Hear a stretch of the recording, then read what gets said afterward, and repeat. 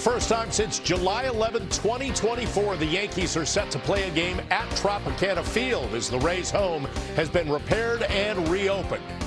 It is where Cody Bellinger and the Yankees will look to reignite their offense, and with a lefty on the mound, perhaps that's something Paul Goldschmidt can help with. They're getting back into the swing of things at the Trop, so let's get you ready for an American League East matchup. It's the New York Yankees taking on the Tampa Bay Rays on a Friday night in Florida. We certainly hope you're having a great night. Welcome to the FanDuel Yankees pregame. Bob Lorenz and Jack Curry with you. 1 to 3, Yankees offense really needs to get going. I'm sure that could be your Hyundai opening comment, but I also know it all begins with starting pitching for you, so let's have it. It always does, and Luis Gil is ready, willing, and able to be a contributor, Bob. It took until game 13 of the season, but he finally gets to throw a pitch for the Yankees, and the waiting is the hardest part. If you're a pitcher or a player, you want to be out there and contributing as soon as the season started. He was unable to do that, but now he gets his opportunity. I think we have to keep an eye on all of his pitches tonight, Bob, but I will especially be looking at that four-seam fastball, a pitch that wasn't exactly what he needed it to be last year. The velocity was down, and also a new wrinkle for him. He's added a two-seam fastball. We've seen how that has benefited another hard thrower in Cam Schlittler, so we'll see how it benefits Gil. Let's take a look at the key pitching matchup tonight. It's brought to you by Montefiore Einstein, the official hospital of the New York Yankees. It is Gil in his season debut, going up against the lefty Steven Matz, who's 2-0 this season, has allowed 5 runs in 11 innings. We'll talk more about Matz in a bit, but Jack, more on Gil. He's really got to get things going here because his spring was not so great, and his one minor league outing, pedestrian. And he's got competition. I think more than anything, Bob, it would be nice if you could slide back into a rotation and see the horizon and say, I've got 30 more of these in front of me. Well, Luis Gil is in a competition because Rodon is coming back. Cole is coming back. That means 2 of the pitchers in the current 5-man rotation aren't going to be in the rotation anymore. So there's always pressure when you pitch in a major league game, but I think there's some added pressure on Gil to say to the Yankees, hey, don't move me, don't displace me. I can be the pitcher I was when I won the Rookie of the Year in 24. Is that a song title? Don't move, don't remove me, don't displace me? It could be. It probably is on a New Wave playlist that I made 40 years ago. That's what I was thinking. Let's take a look at the Yankees lineup brought to you by Toyota. They'll try to score some runs for Luis Gil and back him up here. Paul Goldschmidt in the leadoff spot. Ben Rice getting the night off against the lefty Matz. Goldschmidt, a .331 hitter against lefties as a Yankee. Cody Bellinger, 4 for 12 off Matz in his career with a double and a homer. And Giancarlo Stanton in 5 games against the Rays last year, 4 homers and 9 runs batted in, 2 homers off Matz. And I'm just going to start with the guy in the leadoff spot. As much as it's all about the starter, it's about that number 1 guy in the lineup. Goldschmidt can get him going. In a different role this year, Bob, and he has accepted it and he has understood it. He did not start against a lefty in the Yankees' last game, Springs. It was Rice starting, and I totally agree with that. Rice needs to play against a lot of lefties, but Boone forecast that we would see Goldschmidt today against Matz, and the Yankees would love if he could boost that offense. They ended that series against the A's 2 for their last 55. That is a stunning lack of offense, and you look up and down that Yankee lineup, and I would say that there's only a couple of players, Rice and Stanton, who have probably performed to the level that you would expect. So the Yankees feel they have a lot of offense coming. And we'll talk more about the offense coming up. Want to remind you that all season long here on Yes, we invite you viewers to show us in different ways you support the Bronx Bombers. Use the QR code on screen with a hashtag Toyota Pinstripe Pride and post pictures to social media that reflect your love for the Yankees. We might spotlight you in a future game. Pinstripe Pride is brought to you by Toyota, the official hybrid vehicles of the Yankees. We are just getting started on the FanDuel Yankees pregame. Coming up, we'll head out to the Trop to check in with Meredith Marakovits, and she will give us the latest news and notes on the Yanks. So keep it here on Yes and the Gotham Sports app. The Yankees pregame show on Yes is presented by FanDuel. Use your special Mulligan Bet Back token on the most prestigious tournament in golf. Only on FanDuel. Play your game. The Yankees pregame show on Yes is brought to you in part by your local Hyundai dealers. There's never been a better time to test drive that Hyundai you've always wanted. Visit your local Hyundai dealer today. Hey Yankees fans, I'm News 12 meteorologist Hope Aselko with your game day forecast, and the Yankees are away in St. Petersburg, Florida. Here's how it's looking at first pitch. The game is played in a dome, but outside feels pretty warm. Temperatures will be in the upper 70s, near 80 degrees. A pleasant feel through the 7th inning, and even by the end of the game as well. Temperatures will be cooling down to the 60s overnight. So what's your moodcast? How does this weather make you feel? Let us know at News 12 The Bronx. Enjoy the game. Back to you. Well, thank you for that. Time to get it out to the Trop for the Clubhouse Report with Meredith Marakovitz, brought to you by your local Ford stores. And we know right where you are, it's about sunny and 72 because you're inside the Trop right now. But, Meredith, it is a refurbished Trop, and the Yankees are back there for the first time in about almost 2 years. Tell us about the status of the Trop. Bob, 638 days to be exact, and 79 and sunny outside, climate controlled inside. What's not to like about this place? One thing, I'm not sure if you can see it right now, but it is significantly brighter in here. They changed the lights a little bit. They did put the new roof on. Everyone has commented, players, coaches, and pitchers, that it feels a lot brighter. And even in the clubhouse, it's a little brighter, a little different there, but no real major changes or renovations with the exception of some of the suites and some of the dugout clubs. Other than that, it pretty much is business as usual here at the Trop. Now, I was talking to Chris Sheeran earlier today, and Bob, I don't know if you had the chance to hear it, but I'm sure you were wondering about the actual Rays. If they are back here, they are out in right center field. The tank, the aquarium is back, so fans are still able to go out there and pet the Rays during the game, should they so please. I did hear that. It's good to know that the Rays are back out there. Meantime, Luis Gil back at it at the major league level. What are their expectations for him tonight? Well, Bob, they're hoping he finds a way to return to the 2024 form that we saw where he won American League Rookie of the Year. I was speaking with Matt Blake earlier about Luis Gil, and you look at his numbers from a season ago. First of all, he started the season late. He got injured during spring training, had that high-grade lat injury, made just 11 starts last season. He did pitch to a 3.32 ERA, but his strikeout rate was down significantly, and his fastball velocity was down a little bit. Earlier, I asked Matt Blake what he's going to look for early from Luis Gil that'll let him know that he's locked in. I think the aggressiveness with the fastball will be important. Getting in the zone early with it and seeing what kind of life it has on it. That usually dictates his game plan from there. What did you see during spring training that perhaps leaves you encouraged that he could return more to that 2024 pitcher we saw? Yeah, I thought he made adjustments along the way. We challenged him to be aggressive in the strike zone with it. We challenged him to bring his velocity back up to closer to the 24 version. Then we wanted more lift on it, more ride on the fastball. We got closer to that at the end. Obviously, had the really good outing to finish spring training. So I think we just want to, continue building on that. How do you do that? Well, I mean, there's some delivery components. We got him to, stack a little bit better and stay behind the fastball, where you tend to cut the ball a little bit more. So trying to get him truer behind the fastball, and it starts with the delivery and just a lot of maintenance there. Yeah, I mean, big stuff. I expect to see it in his fastball ranges from low 90s to the upper 90s. So he's got some pitchability and knows when he can stand on it. Yeah, I think he's probably his off-speed pitches evolved, but he was extremely impressive as his rookie year. I can only imagine he's gotten that much better. You know what else is much better? Doing this clubhouse report by myself and without Raymond behind me, who keeps trying to creep in on this shot. The mascot is back. I'm not sure about DJ Kitty. He usually comes around maybe the 6th, 7th inning later in the game. If you've ever been to a Rays game, you know what I'm talking about. Just one of the many mascots they have here in St. Petersburg. Yes, Raymond, can I help you? Yeah. Oh, how tall is Aaron Judge? I know what's happening here. 6'7". Raymond wants us to think that he's young, right? He wants us to think he's young. I got it, Raymond. Good job, buddy. Speaking of Yankees baseball, we'll bring it back to there, move away from mascots right now. Some guys are here at Tropicana Field. One guy that we've heard a lot about lately is Anthony Volpe. Brian Cashman is in attendance for this series, and he said he is set to go out on a rehab assignment next week. When I asked Brian Cashman how many at-bats he thinks he'll need, how many games he thinks he'll need, he essentially said it's kind of like a spring training for him. Usually spring spring training, get about 55 at-bats, but more than that, he wants to make sure his legs are under him for a full 9 innings at shortstop. So even though he's starting that rehab assignment, it is going to take some time for him to get back. He was also asked if when he does get back, if he will definitely be the starting shortstop.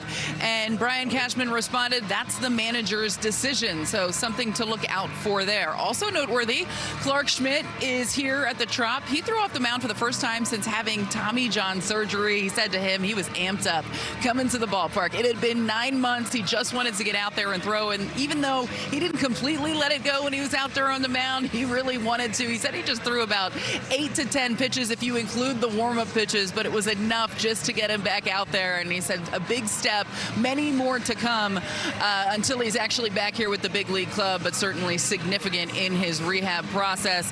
He's looking at around maybe sometime in August. I asked him whether or not he thinks he's going to be built up as a starter or if they're looking to use him as a reliever because it is that late in the season. And right now, anyway, it looks like they have a lot of pitching depth, and he said that has not been discussed yet. Too early in the process, but good for Clark Schmidt getting out there for the first time post Tommy John surgery. And that is your injury report brought to you by Morgan & Morgan. And Bob, what can't they do here? Mascots, you've got guys rehabbing. We have an actual baseball game that's going to be played in a little bit. And oh yeah, they have a 90s mixtape on right now that has been phenomenal all day long. Man, you know what? You're the mascot magnet. I'm so glad you just make friends wherever you go and get good playlists. That's nice to see. Yeah, lovable, I guess. You know, there's no doubt about that. Meredith, thank you. We'll see you in just a minute with Michael and Joe. Got to take another break on the FanDuel Yankees pregame. Coming up next, we're going to talk more about what to expect from Luis Gil as the former Rookie of the Year takes the hill for the first time this season. So stick around.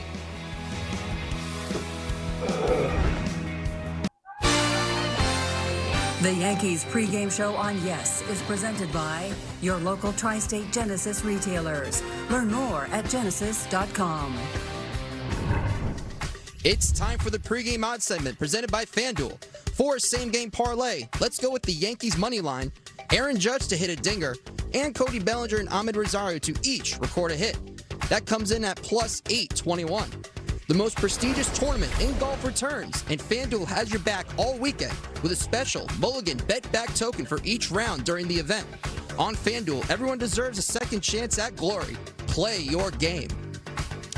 Let's take a look at the Rays lineup that'll go out tonight, courtesy of Toyota. The left fielder Chandler Simpson leads off. He has 18 hits in 12 games. That's tied for most in the American League. Yandy Diaz is 0 for 6 in his career against Luis Gil. Cedric Mullins, the lone player in the lineup to have homered off Gil in his career. So, Jack, let's talk more about Gil. Now, he has some command issues. He's shown that in the past. Is some of that this season relatable to trying to harness that new sinker? I think we will see as it unfolds how often he throws that pitch. But you go back to the last time he pitched for the Yankees in a AAA game. He threw 85 pitches. 30 of those pitches were sinkers. Now, he's clearly trying to get a feel for that pitch as well. But, Bob, you hit on the most important point for him. Last year, 57 innings pitched, 41 strikeouts, 33 walks. Way too many walks. We know that his stuff is electric, but you've got to be able to throw those pitches in the zone. I'm really curious to see how often he throws that sinker.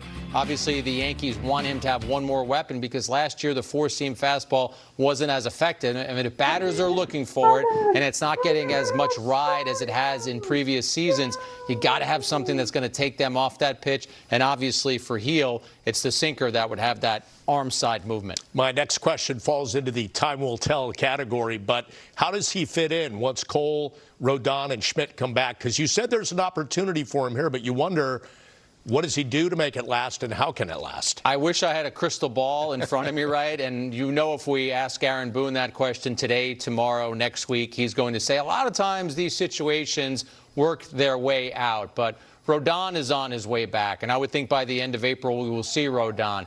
By the end of May, you will see Cole. So first and foremost, someone has to be shed from the rotation when Rodon comes back. And then when Cole comes back, there will be another pitcher who's going to lose his spot in the rotation. I think if you're Luis Gil, you've got to remember what you did in 2024. You have to remember how dominant you were. Focus on tonight and go out there and try and be that dominant pitcher. pitchers and batters will tell you, if you peek ahead too far and you try to forecast what is going to happen, you're going to get yourself in trouble. Well, you alluded to this earlier, too. Got to find a way to throw up some zeros early. Let that engine, that Yankees offense, kind of rev its engines. How does that happen against Steven Matz? Well, Matz is a guy who, fortunately or unfortunately for the Yankees, on the heels of Jeffrey Springs yesterday, who didn't allow a hit until the 7th inning. He was fastball changeup. Well, Matz is sinker changeup, and it's a really small sample size, but so far this year, batters are 1 for 11 against that pitch. Against the Twins this year, he featured that pitch a lot. So if you're the Yankees, you're turning to your hitters and trying to spot what Matz is going to do. It's sinker changeup, curveball, slider. Yankees remember him coming out of the bullpen for the Red Sox last year. He wanted another opportunity to start. That's why he landed with the Rays. Ryan McMahon not in the starting lineup tonight. It's understandable, lefty versus lefty. They go with Ahmed Rosario, but how possible is it that Rosario might get a little run here? It's a dicey situation for McMahon. We know that the glove is elite. We know the Yankees want him to be their starting third baseman, but McMahon himself would tell you he's got a hit. And so far this season, the numbers have been paltry. He talked about narrowing his stance in spring training, Bob, and trying to wait on the ball more and hit it the other way. He is waiting on the baseball more. The metrics do say that that is happening. He's just not having that success. And I mentioned this on one of our shows yesterday. When you make a change like that and you talk about it and you enact it, and then you get to the season and you don't get immediate results, physical becomes mental. Yeah. So I think that's the thing that McMahon has to grapple with. If you're Rosario, go grab those at-bats. There are at-bats to be had right now because McMahon isn't producing. You mentioned guys early on who have had traction. Ben Rice, who is not in the starting lineup, but Giancarlo Stanton is, again, good numbers against the Rays recently and good numbers against Matz. Right, and if you are facing a pitcher who's fastball changeup, and I know I said Matz is sinker changeup, what's the most important thing? Timing. You want to be able to time what he's trying to do to you. And Stanton and Rice have had the best timing of any Yankee hitters yet this season. So I'm really curious to see that matchup. Matz is not going to overpower you, but if Stanton has his timing right, let's see if he can continue that success against Matz. And one final quick thing, just interested to see how the offense plays in a refurbished dome. As Meredith said, it's a little lighter, a little brighter, maybe a little different grass out there or turf, so that'll be kind of interesting. $60 million worth of refurbishment at the Trop. I want to see about this light that everyone's talking about, Bob. They say that it's better lit. Meredith said it. Joe Girardi said it as well. So I want to see if that impacts the fielders, how it impacts the hitters. And good for the Rays that they're back home. And good for the Yankees that they let the Rays borrow their spring training home last season. Got to take one last break on the FanDuel Yankees pregame. The Rays are indeed back in their tank at the Trop, and they've actually been guarding Jack's key to the game. Were you aware of that, Jack?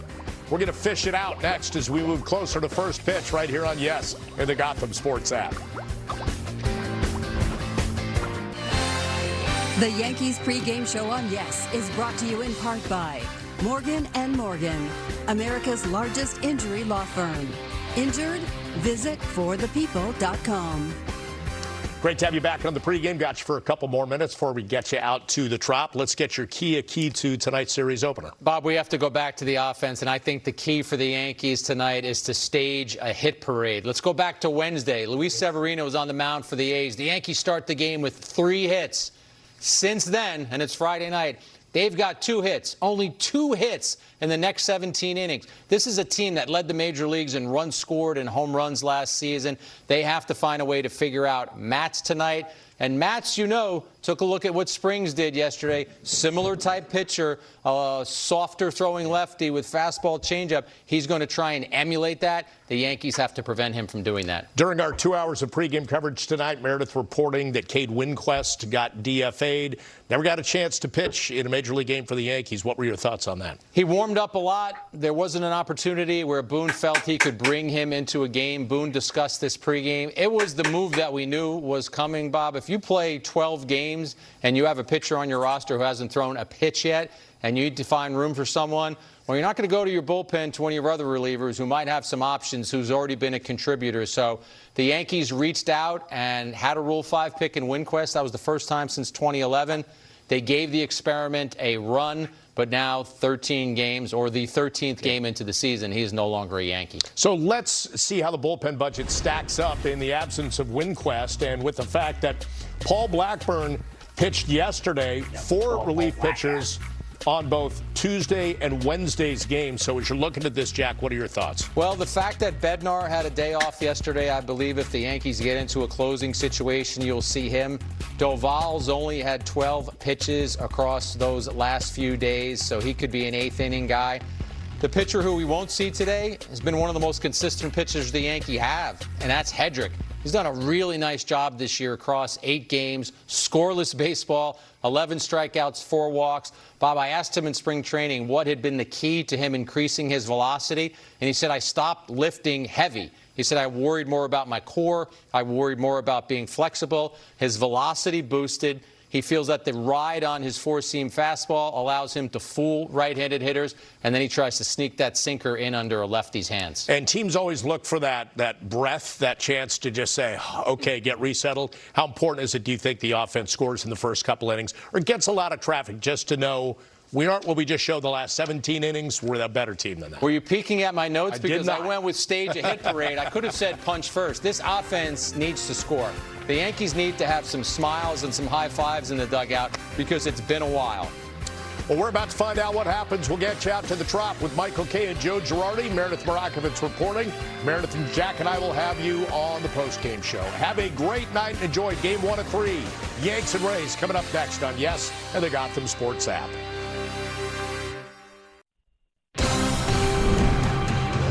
Your attention, please, ladies and gentlemen. You're watching Yes.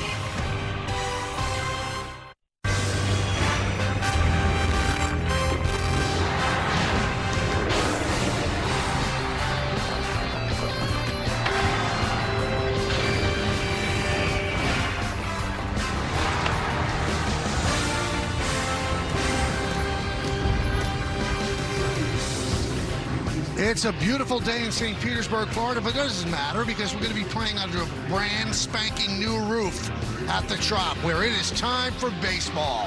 As the Yes Network presents New York Yankees baseball to New York Yankees against the Tampa Bay Rays in the first of 3 from Tropicana Field in St. Petersburg, Florida. Hi, everybody, and welcome to Yankees Baseball. Along with Joe Girardi, I'm Michael Kay. Just a quick 3-game road trip for the Yankees, and we see someone we have not seen yet this year on the mound for the Yankees, and that's Luis Gil. He'll be opposing Steven Matz. Steven has gotten off to a good start with the Rays. Luis Gil last year, 4-1, 3.32. The big question, he was great in 2024, not so great last year. Which one are we going to see? I think you're going to see the 2024 version of him, because what I saw his last start in spring training, his fastball was electric against the Baltimore Orioles. And we're going to look at this fastball here up in the zone, and it's got that little late life, that little cut, the outstanding changeup that he can throw down in the zone, and he's got a really good slider too. Michael, he keeps it simple. He's a rarity. He's only got 3 pitches. Fastball, slider, change, and he's going to go after the Rays tonight. What a year in 2024. Remember, the first half of the year, Garrett Cole was hurt, and he saved the Yankees. Last year, he was on the IL early, and those are the numbers, 4-1, 3.32. But he was not the same pitcher for sure. Now, he's not facing an easy lineup with the Tampa Bay Rays. The Rays have a leadoff guy that's faster than anybody in baseball, and the 2, 3, and 4 in their order, it's a tough one to navigate. Yeah, that 2, 3, 4 is extremely dangerous, and they moved Caminero out of 4 spot to try to protect him a little bit. He's got power to all fields. 45 home runs last year as a 21-year-old. This is a changeup as well, and he's going to spray the ball, and they're hoping to get him going. Jonathan Aranda has been great this year. He was great last year, missed 2 months with a wrist injury. But you're going to see this long home run at the Trop. He leads their team in RBIs. And then you have the oh-so-professional hitter in Yandy Diaz, who sprays the ball all over the field, has power to all fields, does not strike out, and just truly knows how to hit, Michael.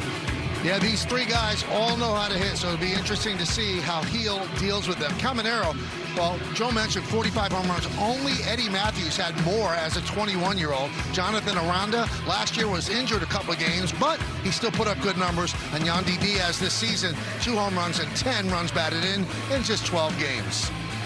We told you The Trop is all fixed up and new. It's a different ballpark. Last year they played in George M. Steinbrenner Field, but they're back home. Meredith Morakovitz has more when we return right here on Yes.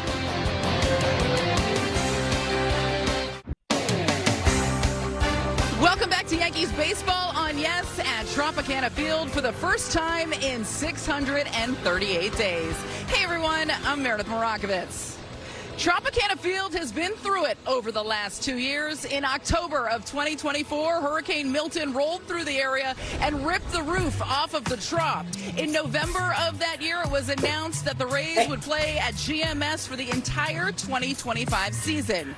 Now, in November of 2025, the final panel was installed here at the Trop. In January came the turf, and then just this past Monday, the Rays opened this place back up, defeating the Cubs 6-4 in their home opener in front of a crowd of over 20,000 people.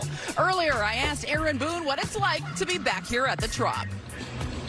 Good. It looks great. It really does. It's brighter. It's brighter in the clubhouse. You know, it's brighter out here. I think it looks really good. And while there haven't been any major changes, one noticeable difference, it is much brighter, as Aaron Boone said, here in Tropicana Field. Clubhouse a little bit different, suites a little bit different, but all in all, it is the same old Trop. Plenty more to come here on the Yes Network. When we get back, Steven Matz gets the ball right here on Yes.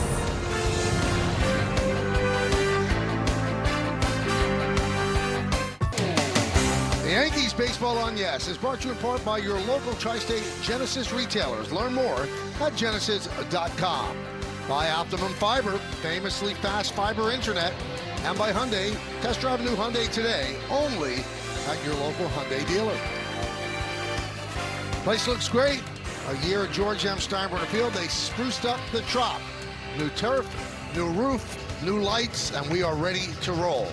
Steven Matz taking his warm-ups. We'll take a look at the Yankees starting lineup after they just lost a series to the Athletics. Goldschmidt leads off and play first base. Aaron Judge in right. Cody Bellinger in center field bats third. Middle third of the order, DH Giancarlo Stanton. Ahmed Rosario gets another start at third base. He'll bat fifth. Batting sixth, second baseman Jazz Chisholm Jr. Bottom of the order, Randall Grichuk in left. Jose Caballero will play short, and Austin Wells will catch. He's behind the plate batting ninth. Yeah, pretty good numbers for Steven Matz, 2-0. They've only won 5 games this year, so he's been a big part of it. But let's check out the Nissan Pitcher scouting report. Deja vu all over again, Michael. They're facing another veteran left-hander like Jeffrey Springs that has a really good changeup. Kind of going back in time. He was a full-time starter between 15 and 21, kind of a hybrid 22 and 24, mostly in the bullpen last year, and he's had to adjust. He used to get left-handed lanes. Now he's seeing so many right-handers because they can set up. He throws a lot more changeups than curveballs. It was the opposite last year. Well, the Yankees have lost 4 games. Each of the games they've lost by 1 run. Goldschmidt's ready. Matz is ready. And let's do it here in the Trop. First pitch, foul back, and we're underway.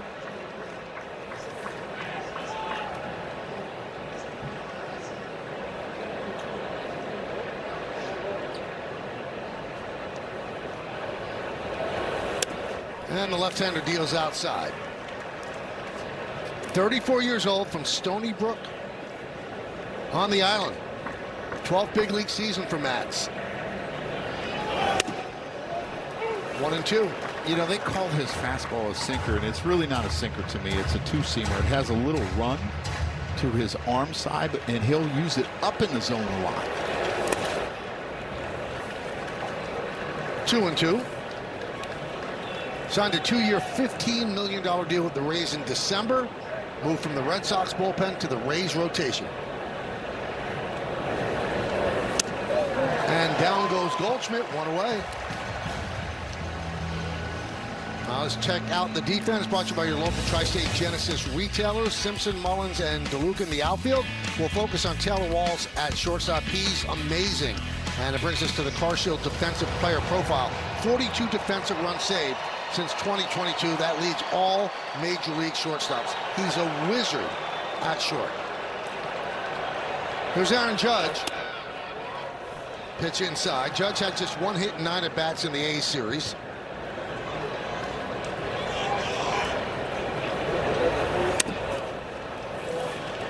Mark Rippinger is the home plate umpire. Shane Livensbarger at first. Dan Bellino at second. Steven Jasinski is at third.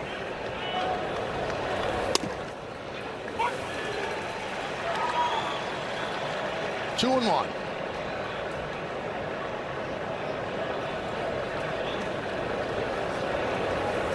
That one is cracked to left field. It's a base hit in front of Chandler Simpson. Hard hit ball and a single for Judge.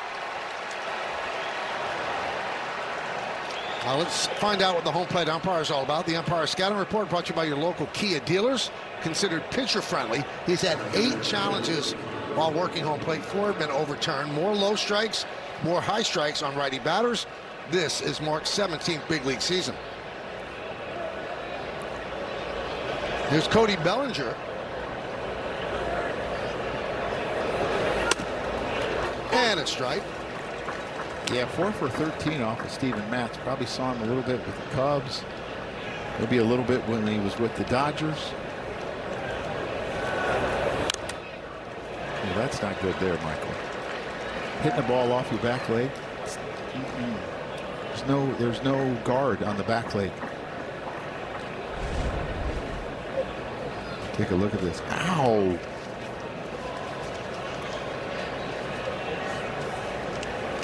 Sounds like you remember that. No, you know what? I never hit balls off my leg or feet. I didn't pull enough. I was always late on everything. The 0-2. Still 0-2. 13 games against Tampa Bay last year. Bellinger had 5 home runs and 13 runs batted in. Now, he was 2 for 12 against the A's, so his average down to 238, but his on-base percentage, because he keeps walking, is 365.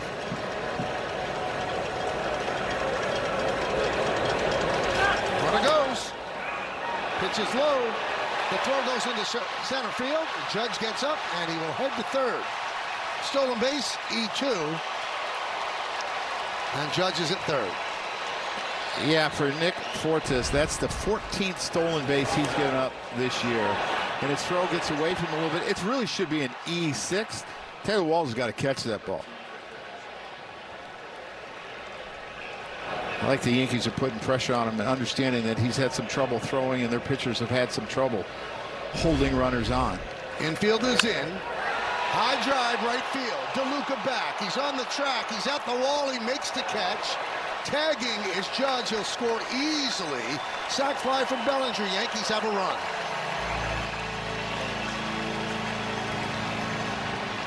Love that the Yankees pressed the envelope right in the first inning when they got someone on. Judge stole his second base of the year. Makes it easy for Belly to drive him in with the air. And now the Yankees have a 1-0 lead. Yeah, this is a 2-seamer that he throws in. You can see it doesn't have much downward movement.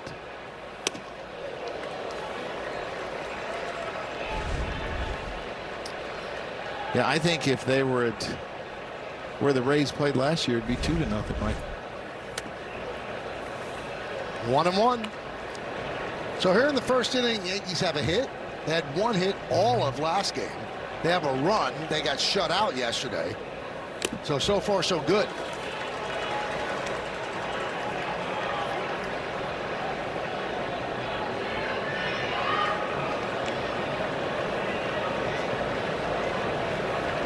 And the pitch. Michael, I know players aren't going to make excuses, but I look around baseball, offense is down everywhere. Especially the teams that are in the North that are playing in the North outside. There's not a lot of runs being scored right now. And the payoff. And Stan works a walk against Matz.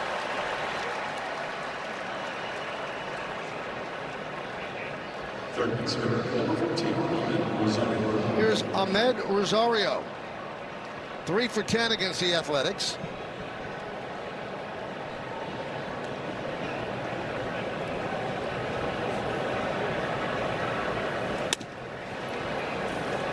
One and 0.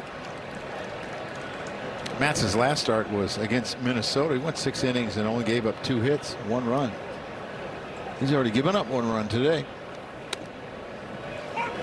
Drops a curveball in for a strike. In his career, Rosario, 297 hitter, almost an 800 OPS against left-handed pitching. 1-2.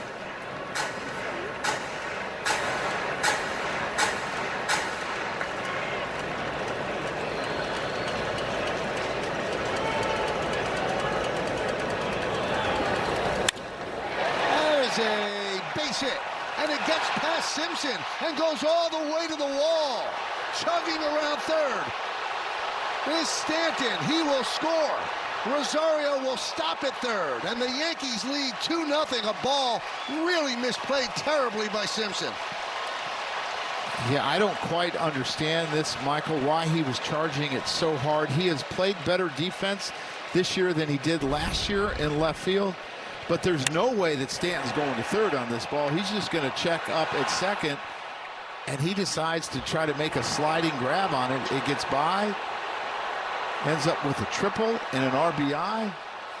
I think that's an E7. I mean, when you look at the Rays, they've had trouble with their defense all year long.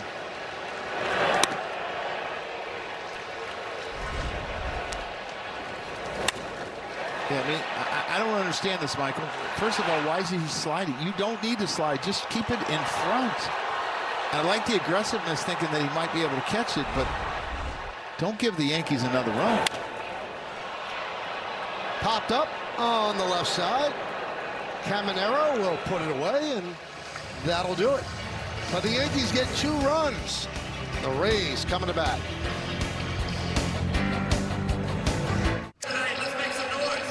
Well, the man who made the misplay out in left field, he's going to lead off for the Rays. We'll give you the entire Rays starting lineup. Chandler Simpson, fastest man in baseball, leads off. Junior Caminero at third. Jonathan Aranda at first. Cleaning up the DH, Yandy Diaz. Cedric Mullins in center field, he's struggling. Johnny DeLuca in right. Ben Williamson at second base. Taylor Wall plays short. And Nick Fortes, the catcher, will bat ninth. Luis Hill starts last year. The numbers aren't bad, but it didn't look the same, Michael. And let's take a look at the Nissan Pitchers Scouting Report. Give me 5. The Yankees haven't needed a 5th starter so far this year, but they're in the midst of 13, and they do now. Not much history against this Rays team. They've only had 18 at-bats. And oh, Luis, are we going to see the velo that we saw in 2024 where he averaged 96.6 and be similar to the first half? I think we're going to. And there's a strike to Simpson. Simpson has 18 hits, 17 of them singles, 8 infield hits, and he has 5 stolen bases. And that's why you see the infield playing like double play depth. You see how close Rosario is at third. Shortstop and second baseman are a couple steps in. Goldie's in, because if you're an infielder and you go to your left or right, it might be a hit. And that's exactly what you want him to do. You want him to hit the ball in the air. 1 home run in his career, Michael? Yep. It was an inside the park. 35 infield hits last year. And he tips it into the glove of Wells, 1 away. Check out the Yankee defense, brought to you by your local Tri-State Genesis retailers. Grichuk, Bellinger, and Judge left to right in the outfield. Rosario, Caballero, Chisholm, and Goldschmidt third to first. Wells behind the plate. Stanton, the DH, Heel on the mound. Now, I'm not trying, Joe, to take an RBI away from Amed Rosario, but the official scorer here at the Trop gave Rosario a triple and an RBI on the ball that drove in Stanton. I mean, that's kind of embarrassing. It's different if he slides and it hits off his glove and he almost catches it and it gets beyond him. Yep. But he was 10 feet away from the ball. That's a single and a 2-base error. Yes, that's it is. all it is. Yes. Ahmed will take it, though. Yeah, why not? The Rays have been terrible defensively in the early going. He's not even close.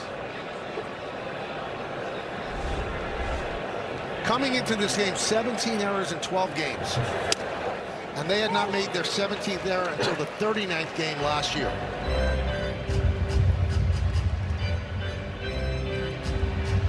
Yeah, and the best thing you can do as a player when you make a play like you want to get a hit. See if you can get something going, get one of the runs back, make it out, and you're like, man, you got to go think about it. Line drive, right at Chisholm. Caminero hit that one on the screws. Well, he's a really good hitter, and he's got off to a slow start, but I don't expect it to stay that way. And if you're the Rays, you probably like that because he's a guy that drives the ball to all fields. He's been pulling the ball a ton this year, and that's not who he is. That's probably a good sign for the Rays.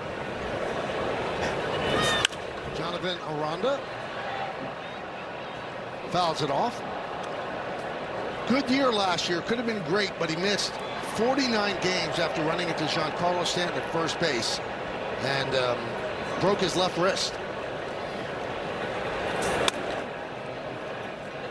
So did he run into Giancarlo, or did Giancarlo run into him? I would think that the way Giancarlo runs, he probably could have avoided him. So I think he ran into Giancarlo.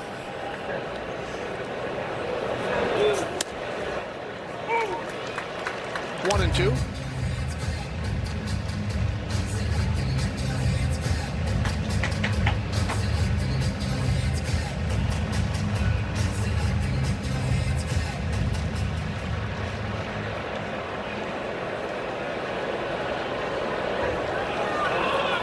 The 1-2.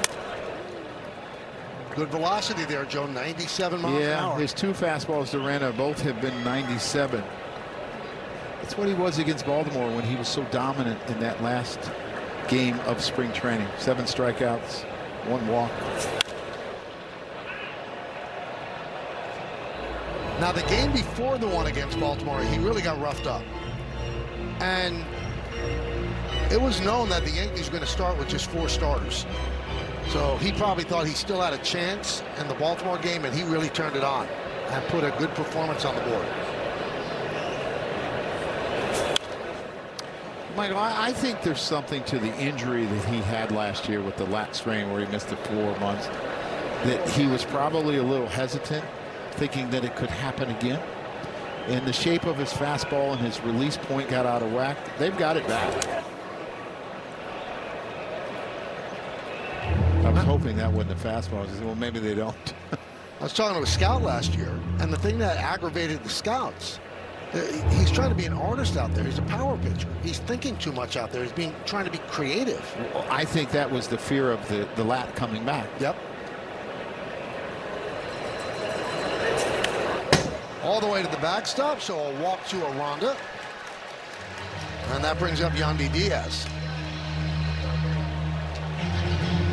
You know, one of the things that I realized as a manager that I never thought of as a player was when a player went through an injury, whether it was an ACL or a lat strain, the hardest thing was to get him over it mentally, not physically, that it wasn't going to happen again.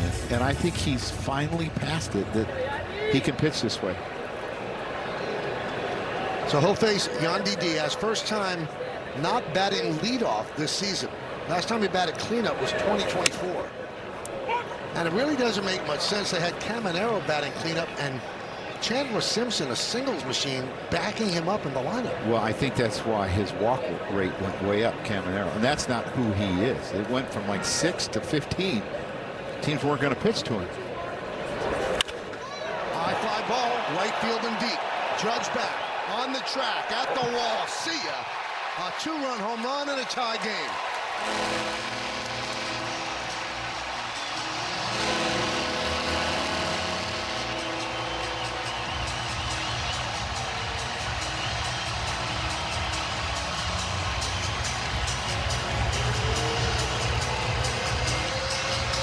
Michael, Yandy Diaz has one of the flatter swings to baseball, and it shades towards opposite field. So high pitches he's going to kill. I think you need to pitch him down, make him try to get on plane with it, and this is a hanging slider, middle away, and it's what he does.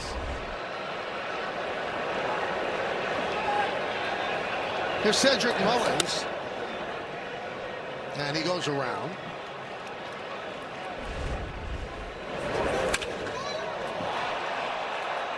I mean, we know that's a home run last year for him, but it's clearly a home run here, and it's It's got plenty of distance. It's interesting with, like, Camanero's defensive balls that he's had. See Andy point to the dugout. Will they re-sign him again or make Camanero a DH? He's such an important part of what they do here. Yes. But he is 34 years old. I know he has been really sought after the last several years at the trade deadline, and they've held on to him. Yeah, how can you not love him? He leads, he hits, he's productive, he leads off, he hits fourth, he doesn't care. Right down the line and foul.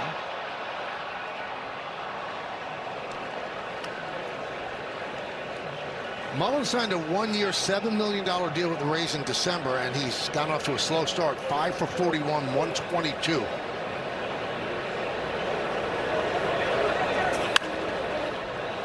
And it's a little bit of a concern because if you remember, the Mets acquired him at the deadline last year, and he just didn't do well. 42 games in Quincy at 182. Really, really struggled.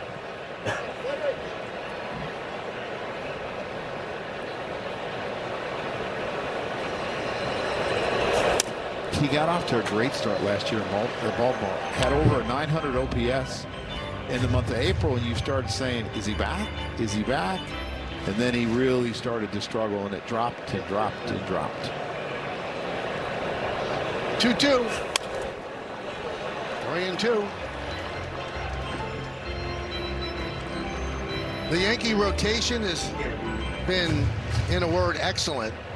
2.14 ERA for their 4 starters, and that's the best in baseball.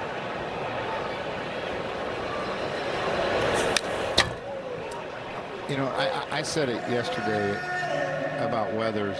You know, there's starts I worry about for a pitcher during the season. First start of the year, first start after the All-Star break, and if you're pitching against your old team.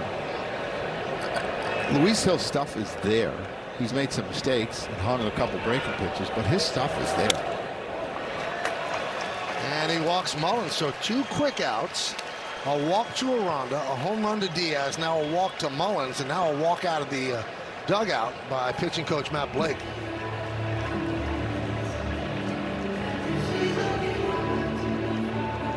He's got 28 pitches too, Joe. Yeah. Now he made a rehab start for Scranton against Rochester, and he got up to 90 pitches in that game.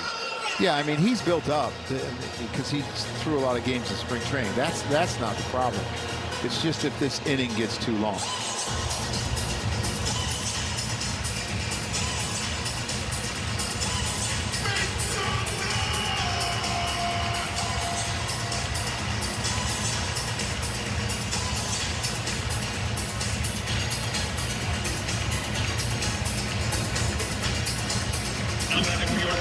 So Mullins at first, and here's Johnny DeLuca.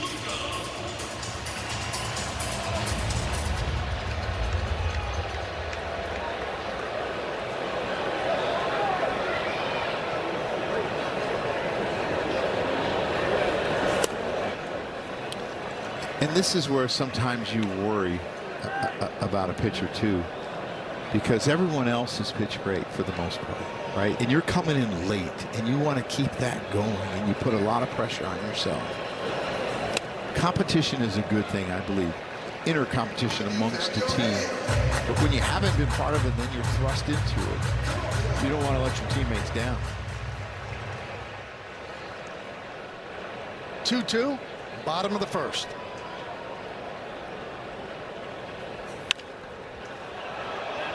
Fouled away.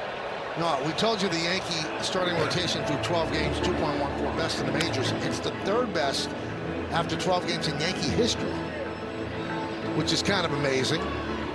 1958, they had a 1.79, and 1949, they had a 2.05. I wonder what their records were that year. Mullins dives back. Mullins had 22 stolen bases, 2 strikes on the hitter. Might be a chance that they go. They're 10th in offense. The Yankees are 11th when it comes to scoring runs this year. He's 2 for 2 this year.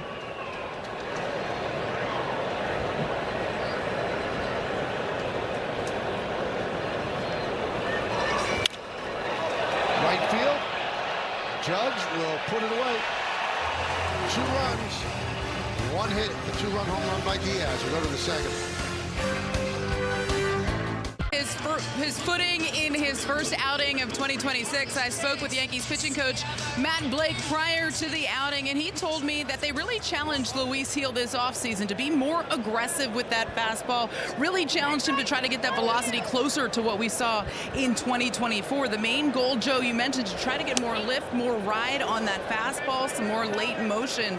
They tweaked his delivery a little bit to better enable him to stay behind that fastball, and they think that is going to yield positive results. When you look at that fastball and it's right, everything else plays off of that. Blake told him today, go out there, be aggressive, the rest will work itself out. Well, the interesting thing, after he gave up the home run, the velocity on the fastball went down. As Grichuk pops it up. And Walls puts it away. And what's interesting, Joe, he didn't give up the home run on a fastball. No, he gave it up on a hanging slider, but maybe he thought he couldn't control his fastball, or maybe he got a lot of fatigue. But that's what you don't want to see, because that's the Luis Gil from last year, where he was trying to pitch. He's not going to paint. He's going to use an explosive fastball with a good changeup to get hitters out. He just hung a changeup or slider. And that really was the problem last year. He tried to paint.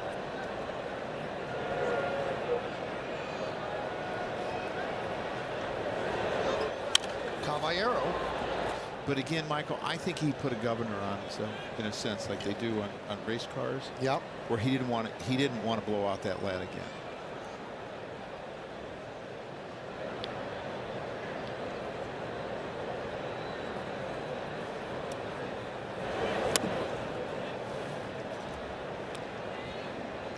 One and two. Caballero spent 2 seasons with the Rays. He's off to a slow start. 5 for 37, 135.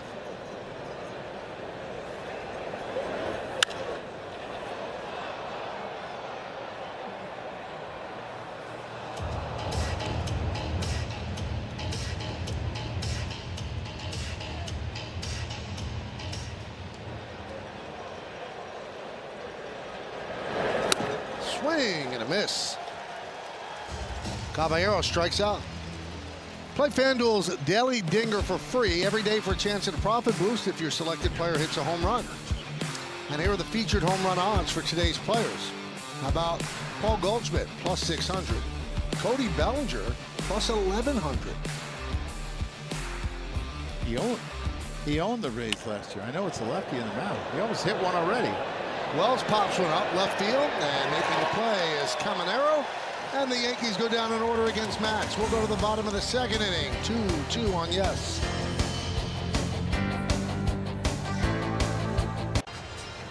Well, congratulations to our very own John Littner, who will be inducted into the Broadcasting and Cable Hall of Fame as part of the class of 2026 this fall. John's been the president and CEO of the Yes Network since 2016 and has been a highly respected leader in the industry for more than 30 years. John's been instrumental in cementing Yes's status as the premier regional sports network, ranking #1 in viewership while also earning 66 New York Emmy Awards under his watch. Congratulations, boss. That's quite an honor. Yeah, what an honor. Congratulations, boss.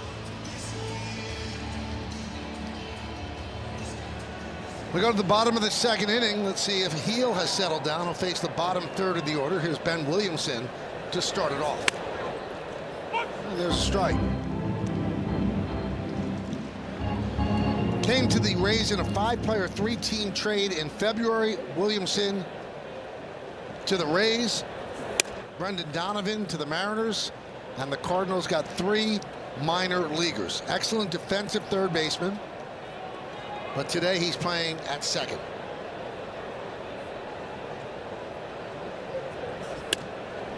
And he's probably going to play mostly at second, because Caminero's going to play at third. His outs above average have not been great at second. They were really good at third last year. Well, Joe, he played 85 games, and he had 8 defensive runs saved. 8. That was 1 spot behind Ryan McMahon's 10.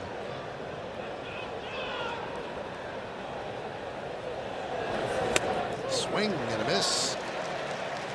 Got him with the slider. One away. Second strikeout for Heel. High sliders that start inside can be really tough for right-handers to hit because you give up on it. You think it's going to be a ball or run in off the plate. All of a sudden, that late break. Here's Taylor Walls. And a strike.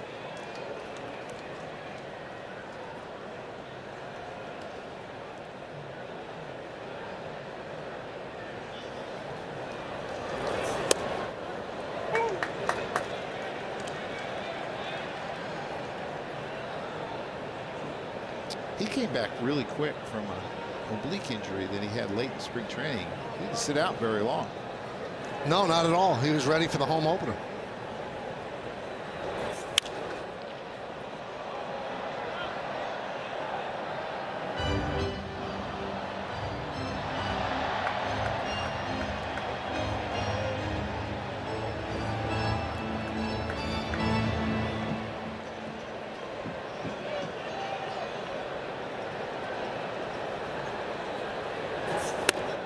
Now with Walls at the plate, I'm seeing that they took the error away from Fortes and gave it to Walls on that throw on the stolen base. He whiffed. Yeah.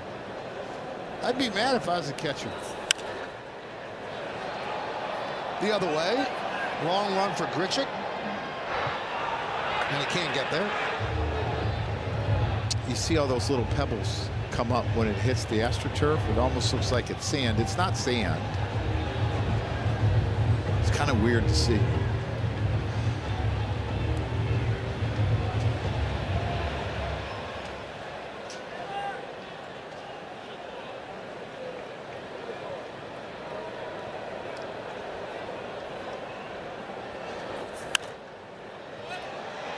Popped up way up there near the catwalks, but it makes the seats.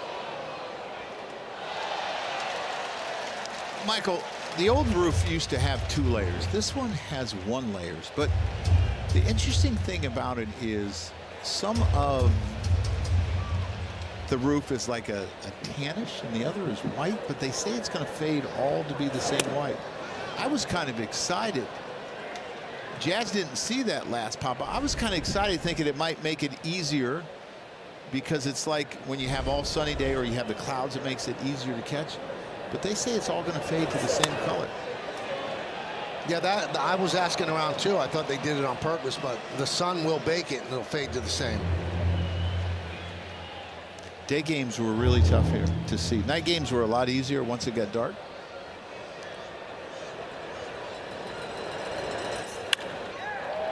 Rip foul. Yeah, the old roof was 2 layers of Teflon. Now they've gone with 1 layer of Teflon. Well, it's a good thing it wasn't hit to you, Jazz. That's all. That's the thing you always have to worry about. People lose pop-ups here.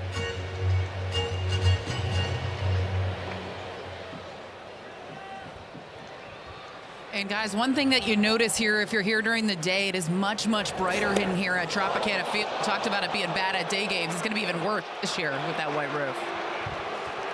So Walls gets hit, 10th pitch of the at-bat. Yeah, he's really struggling with this slider. He's hung a couple and then he's pulled a couple like that. And he's trying to find it. It just hasn't been consistent yet. Hope he finds it here pretty quickly.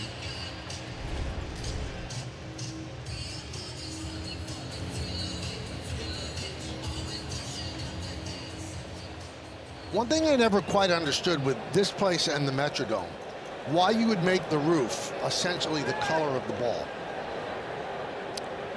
I think it's for lighting. Because it is translucent. Yeah, it's the only thing I can think of.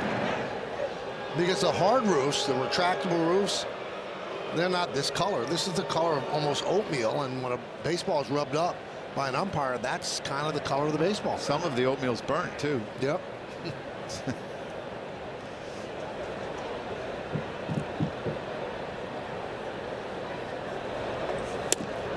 But it's great they're back playing here. Last year they spent at George M. Steinbrenner Field. Great facilities. But St. Petersburg had to repair this place. I hear it's $57 million they spent on the repairs on this place.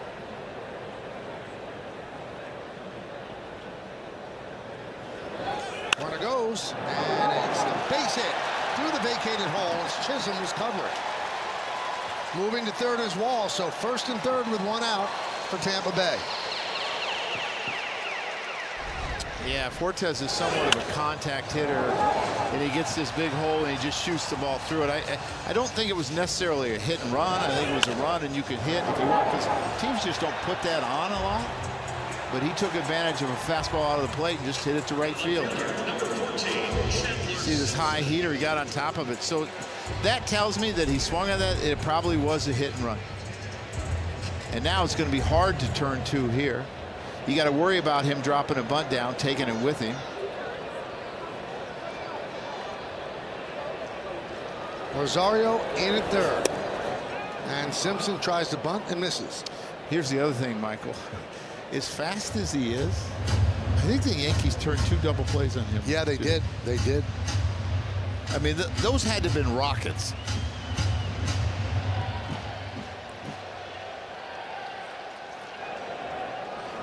And when you consider he's been timed at 3.97 to first base, fastest in the game. So to double him up, it's got to be quick and the ball has to be hit hard.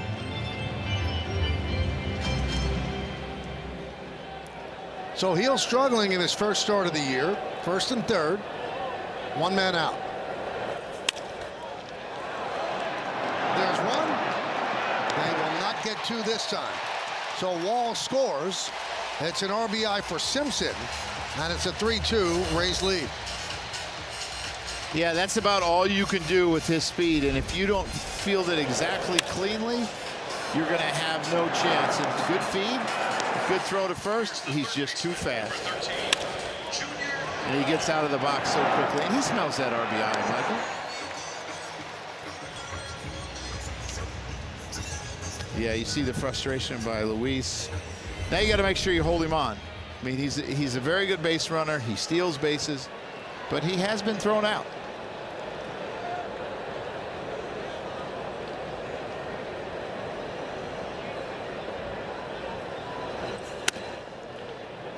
Upstairs, the Caminero hit a blistering line drive to Jazz Chisholm in the first inning.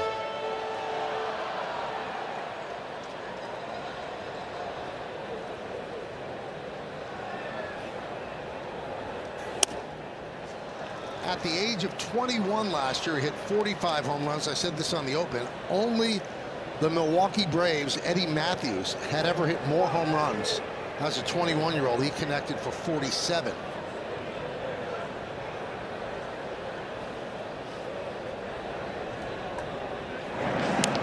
You know what was so impressive for me, Michael? If you look at those 45 home runs, 20 of them were to the right of center field.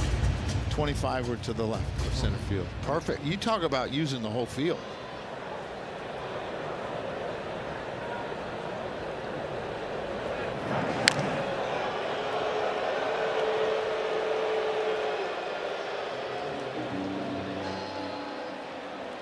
To get down the double play, to beat that double play ground ball, Simpson was 3.98 to first base.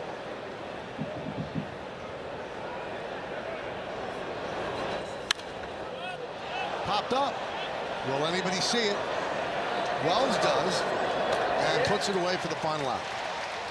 One run, one hit, and one man left on base. We've played two. It's 3-2 Tampa Bay. We're big on authentic gear at MLBshop.com. From official jerseys and memorabilia to hats and hoodies, we've got the season covered. Visit MLBshop.com/Yankees, the official source for your Yankees gear. Top of the order, Paul Goldschmidt takes the ball. Yankees trail by 1. Yankees have 4 left-handers on the bench, which they can unleash if Kevin Cash goes to a righty out of the pen. You've got Ascar, Grisham, McMahon, and Rice. And that's where you want to get. If you're the New York Yankees, you want to get to their pen. I mean, they have had all kind of problems. 29th, only Houston is worse with a higher ERA. The Rays bullpen ERA 6.70. But when you think about it, Fairbanks is gone. Clevenger, their top left-hander, hurt. Yep. Uceta, top right-hander, you know, 8th inning, 7th inning on, hurt. I mean, this is a whole new bullpen.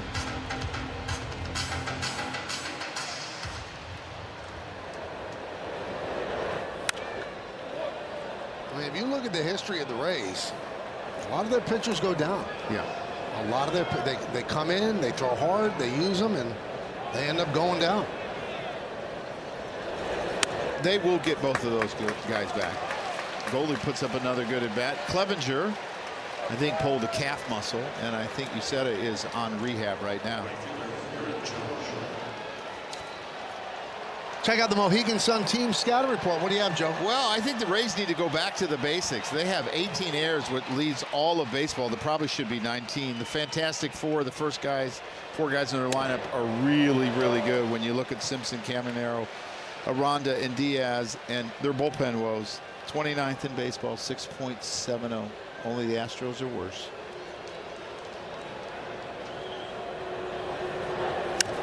And you know what's weird to me? I went in and saw the Rays broadcasters, Mr. Stats. I went and saw. I said, you know what? Maybe I'm getting older and I don't remember, but weren't the Rays always really good at defense? They were usually really good with outs above average, and their pitching has always been really good. And that has not necessarily been the case so far this year. And he said the errors are kind of sometimes silly errors. They're not necessarily hard plays. And we've seen that tonight. 1-2. 2-2 on Judge. Judge with a hard single to left, stole second, and scored on a sac fly by Bellinger. He moved the third on the Wall's error on the throw from Fortes.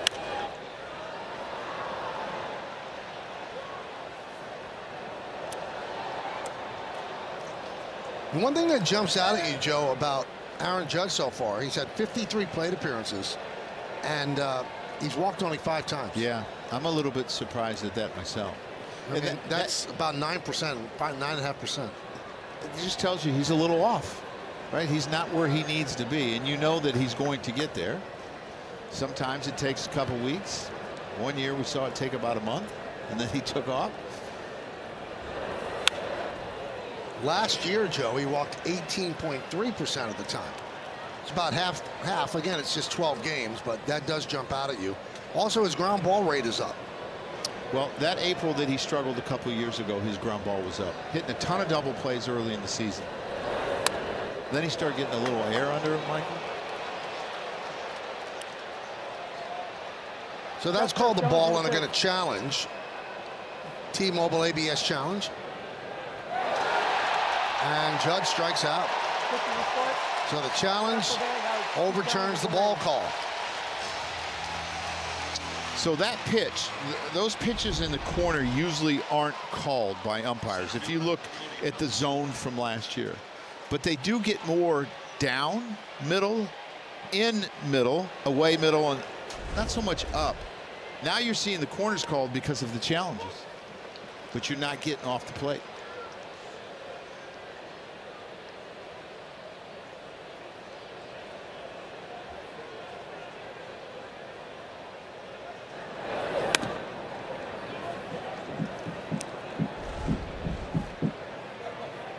Judge didn't like that.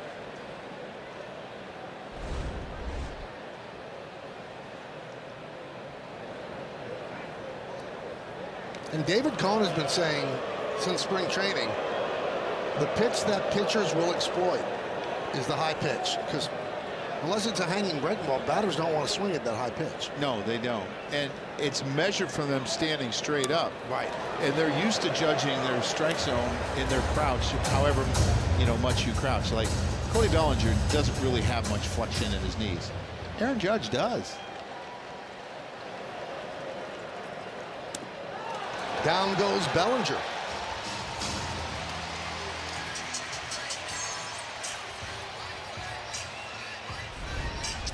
Yeah, this is a two-seamer that's trying to go away, and he gets lucky. It ends up on the inside corner, and I've always said if you're going to miss, Miss by 17 inches. Don't miss by 3 or 4. End up in the middle of the plate. Here's Stanton. Walked and scored in the first. Now, Giancarlo has 14 hits in the 11 games that he played coming into this one. That's the most he's ever had through his first 11 games. In fact, 14 is the most he's had through his first 12 games, too. So off to a very good start.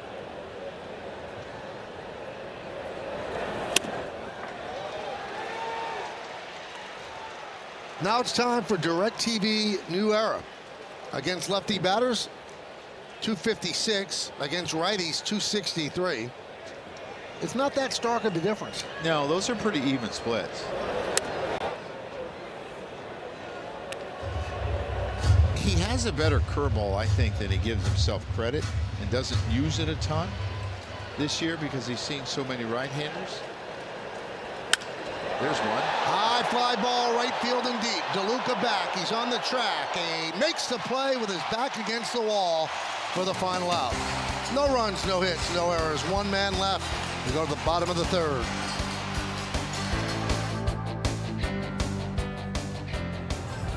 Pride brought to you by Toyota, the official hybrid vehicles of the Yankees. Tonight's picture is of Kayla, who was showing off her pinstripe pride in the bleachers yesterday at the stadium. Hey, Kayla. Use the hashtag Toyota Pinstripe Pride. Mention yes in pictures you post to social media to reflect your love for the Bronx Bombers. We might spotlight you in a future game. The watchful eye of George Steinbrenner watching Kayla. Don't mess up. Don't upset the boss.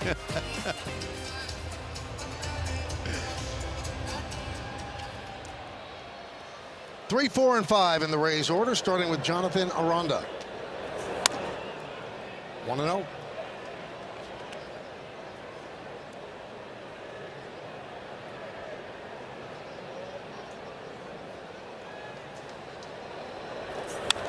Foul back.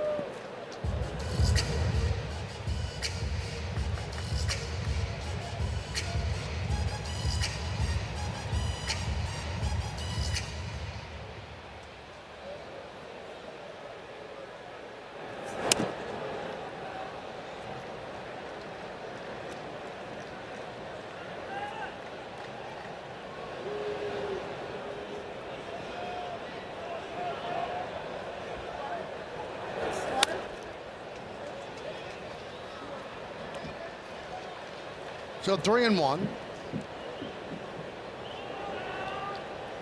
58 pitches and still nobody out in the third inning. Right to Chisholm on one hop. One down. That'll bring up Diaz. Had a home run in the first inning. We'll take the exit velocity and take a look at it. Presented by Spectrum. 103.3 off the bat on that opposite field home run, his second home run of the year.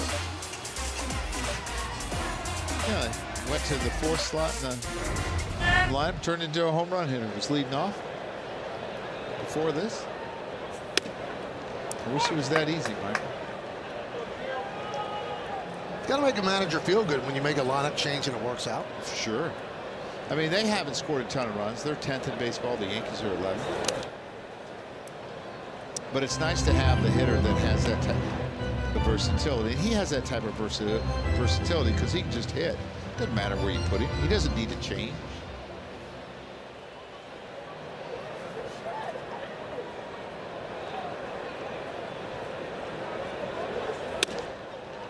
I'm sure he's one of the guys, since he hits the ball to right field so well, was probably upset they came back to the Trop.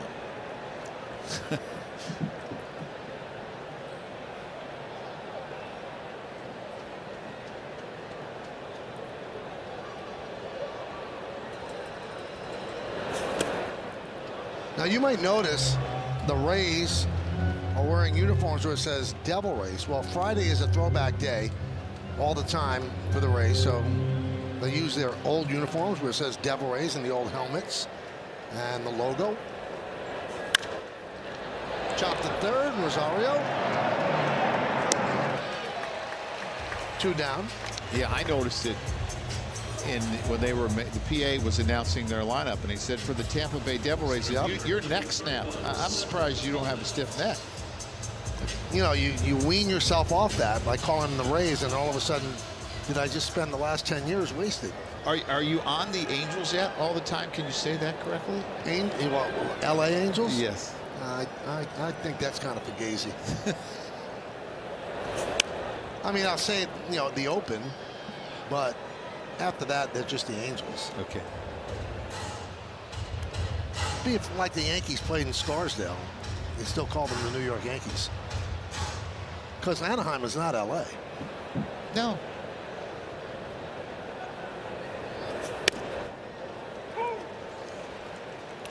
But I'm sure people in New York will say, well, the Giants and the Jets play in Jersey. I get it. I have no answer. It's first time.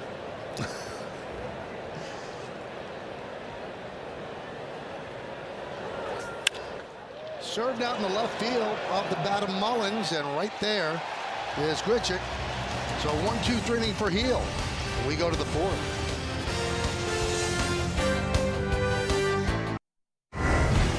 Time for the Optimum Fiber famously fast replay.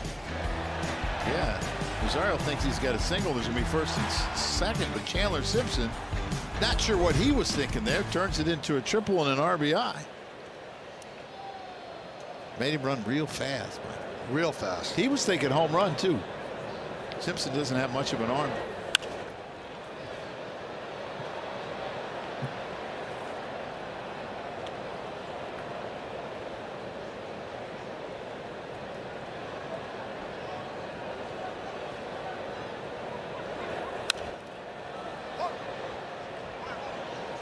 And the thing about Chandler Simpson is he's +3, not anymore, but outs above average. And I don't even think that will change that, because that's not a play you can make.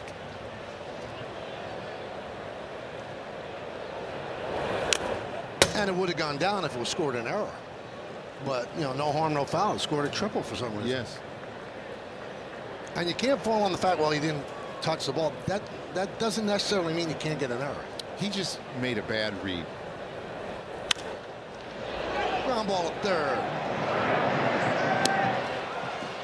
They get Rosario for the first out.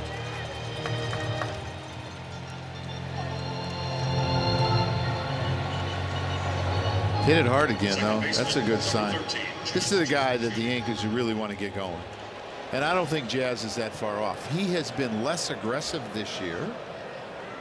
And the amount of strikes that he's getting in the zone are the same. And he's not swinging it as often as balls in the zone. I wonder if that's affecting him a little bit. Challenging the pitch. Well, he's going to challenge that strike call. T-Mobile ABS challenge. And he gets it wrong. Pitch is a strike. New York has one challenge remaining. So the Yankees have one challenge remaining. Yankees have not been that great on the homestand and starting off here with the challenge. They were great on the road trip. And he waves at that one. You've been sitting next to me, Joe, for these games. It seems like they've been hurt more with challenges than helped. For sure. The Miami Marlins were unbelievable in their challenges. Yep. And I think sometimes, like, he took that swing that chased that breaking ball, chased that changeup. I think the frustration of not winning the challenge affects their bats sometimes. I think you might be right. And they got to learn not to let it affect your bat. And I think it affects pitchers too. If Absolutely. they think they've got a strike three and all of a sudden it's overturned. Hey, it's a new thing. People are learning how to deal with it both mentally and with their eyes. Is this challengeable? And I don't think we thought a lot about the emotional part of it when it first came out and started, but we do now. Because in spring training, you're like, yeah, no big deal. But now it matters. I tell you what I would like to see, though, with this challenge. You know how a lot of times you can ask for a replay? Right. Later in the game, like in the 9th inning, if you're out of replay. I'd like to see him add one more challenge in the 9th inning for every team. That's it. One. Because they do add a challenge for every extra inning. Correct.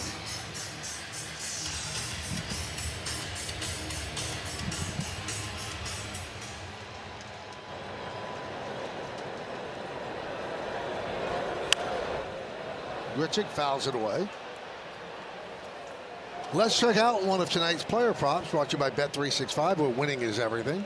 Randall Grichuk, 1 or more home runs. It's a plus 700.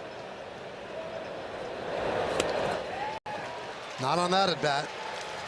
As Nats has retired 6 in a row and 9 of the last 10.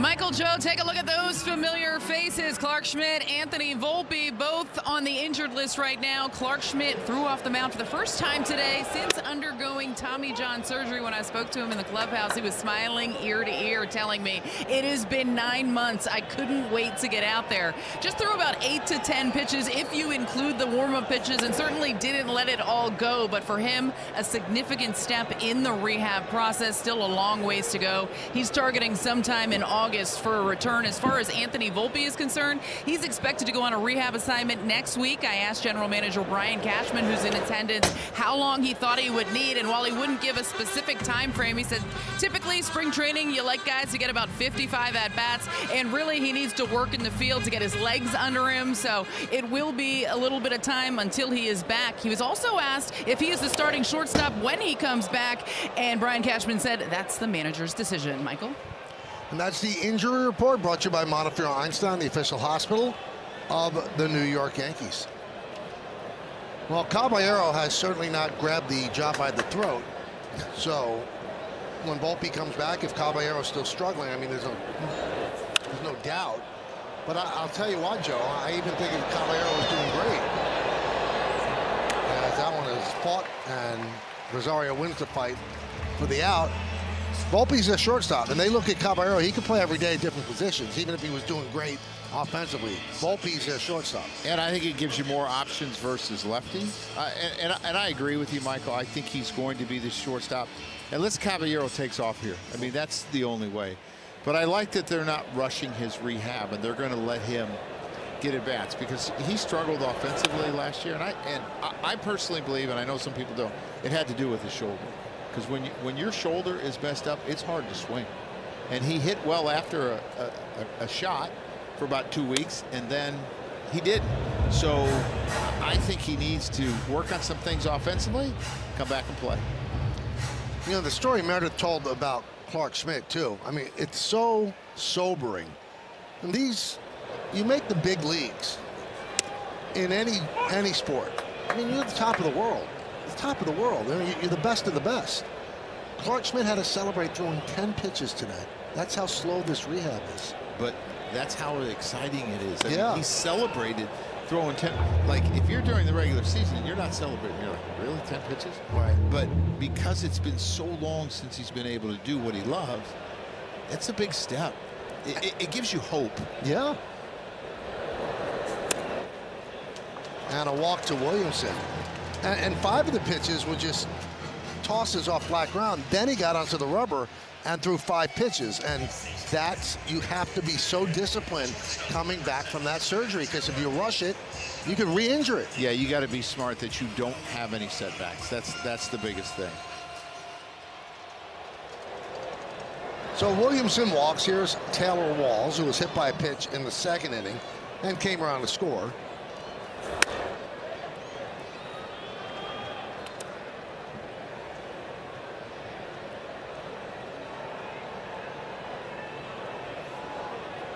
Those socks that Taylor Walls has on, Michael, that would look good with some of your suits. You can wear it with a lot of different ones. Yeah, a lot of colors match. Ball gets by, couldn't find it, and Williamson scampers to second base. What I've seen the last 2 innings, he's really having a hard time finding his release point. You can see that fastball's pulled. And there's been fastballs that he's tried to go away to right-handers and left them in. He is just not comfortable with his release point tonight for whatever reason. And he's got to try to lock back in here.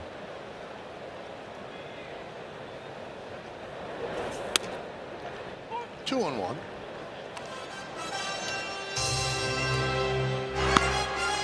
Ryan Yarbrough heating up. Now to make room for Luis Gil on the 26th man, the Yankees designated for assignment Winquist. Cade Winquist. And it's somewhat complicated because he was a Rule 5 draft pick, which they took from the St. Louis Cardinal system. And if you're a Rule 5 draft pick, you must be kept on the team the entire year. And if you're not, if they try to send you down, then you have to go through waivers to see if another team will claim you, and you still have the rules of the Rule 5. And if it goes through and nobody claims him, then the Yankees have to offer him back to the Cardinals, and the Cardinals will pay the Yankees half the price that they paid to get him, where the Cardinals could say, we pass, you could have him. And the Yankees really like Winquist, Joe. Yes. And they see something there, and they would like to have him in the minors. I think they loved his breaking ball, and he had some pretty good velocity. And it'll be interesting to see if someone else is, you know, willing to take the risk. But I know that was a hard one for Aaron Boone because he wanted to get him into a game. He was not able to do it. If it stays fair, it's trouble. It's trouble.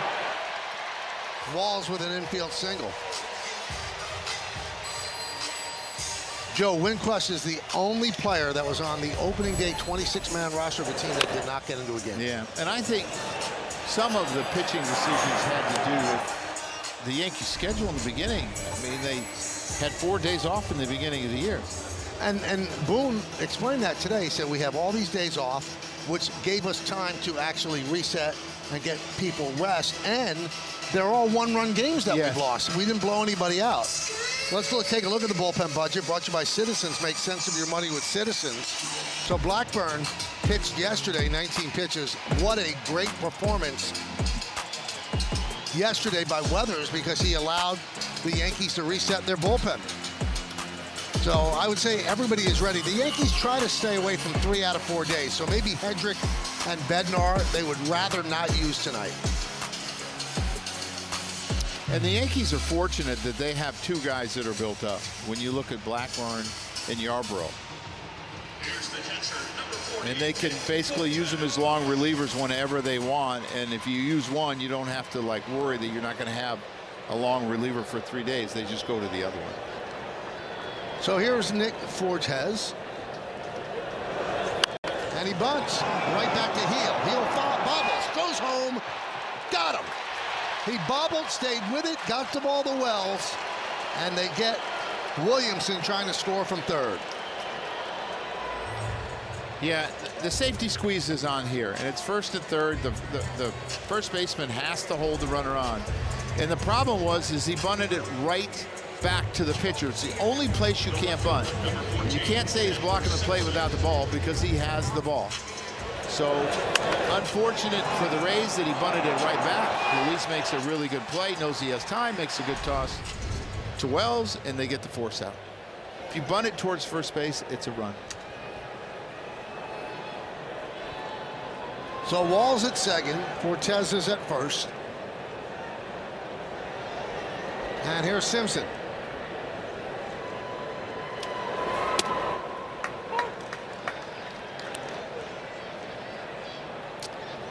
The year that Simpson is having so far allowed the Rays to shake up their lineup and put him in the 1 slot. His on base coming into this game is 429. See, Michael, he's just not right. I mean, with his release point tonight. And we saw that he was the last start of spring training. He was really, really good. And you don't want to lose Simpson here and have to face Caminero with the bases loaded. No, sir.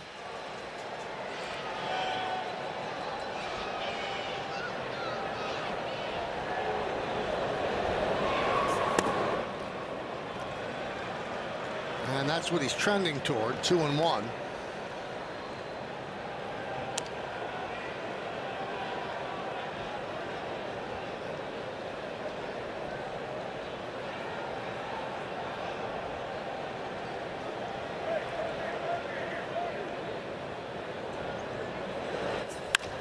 Ground ball. They go to first, and they get Simpson for the final out. No runs, 1 hit, 2 men left. We go to the 5th.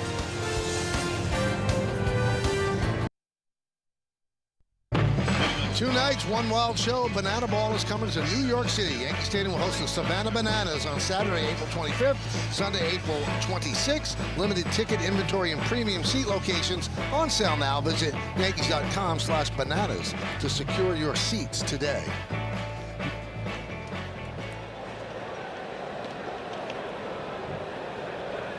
Caballero will take a strike. And that's going to be challenged. So, T-Mobile ABS challenge. And he's wrong. So the Yankees are out of challenges. A challenge by Jazz, incorrect. A challenge by Caballero, incorrect.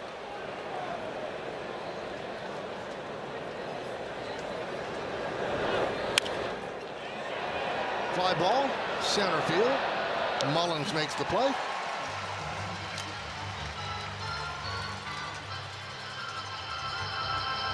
See Susan Waldman with the Savannah Banana colors. Maybe she should have read the promo. For sure. Michael, what happens if they get rained out? Do they have a split doubleheader the next day? That's a great question. But I think the Bananas could play in rain.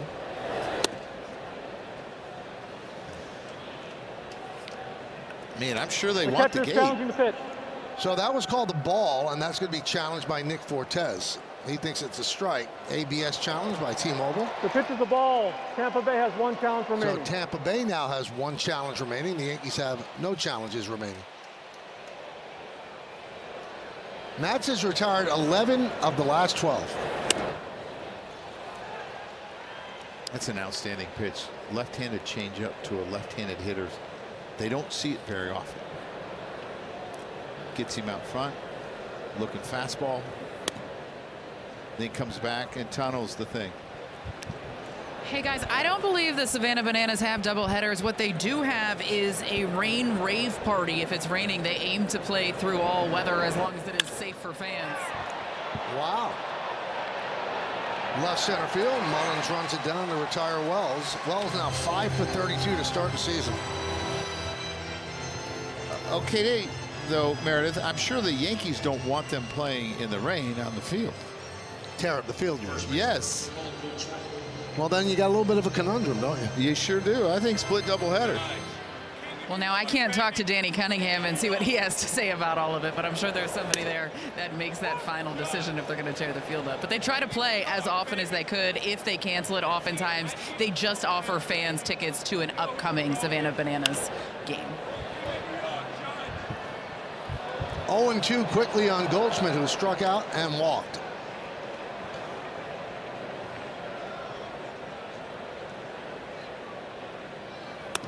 It's a little odd not seeing Goldschmidt in the lineup yesterday against Jeffrey Springs, the left-hander, because last year he started all 36 games that was started by an opposing left-hander. But Ben Rice is the everyday first baseman. And today they do give him a day off. Rice the only one who got a hit yesterday for the Yanks. And even he admitted it was a seeing eye ground ball through the right side. They work, Michael. And I think what was so strange is he was second in OPS for his left-handed last year. Judge was first. I think Bellinger was like fourth.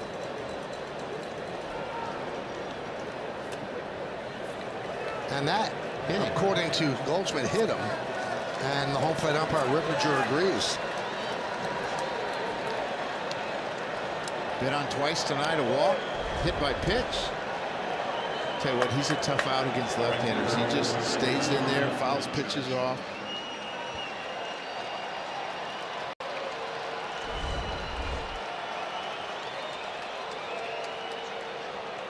And a trip to the mound.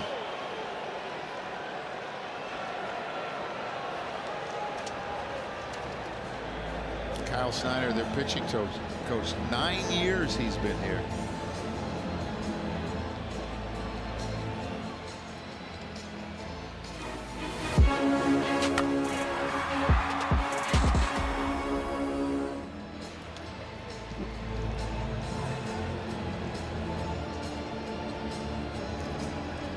Having a say with Matz. Matz wanted to return to the rotation. He pitched out of the bullpen last year with the Red Sox, and as a free agent, he was looking for a team that would give him a chance to be a starter again, and the Rays said, we believe that you can do that.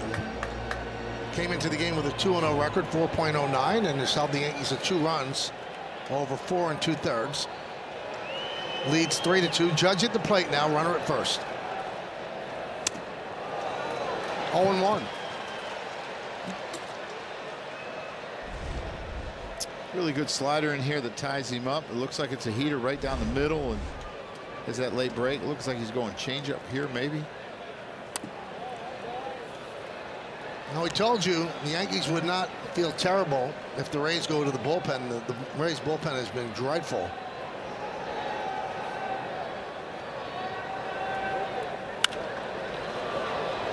Pop foul and out of play.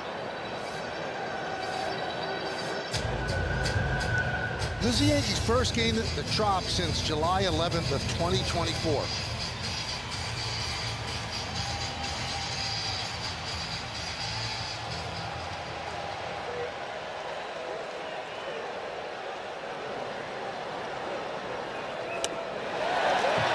Judge swings and misses, and that'll do it. He strikes out for the second time tonight.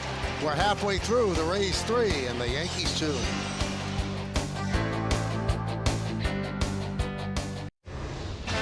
It's time to name that Yankee, brought to you by Prevagen, made for your brain.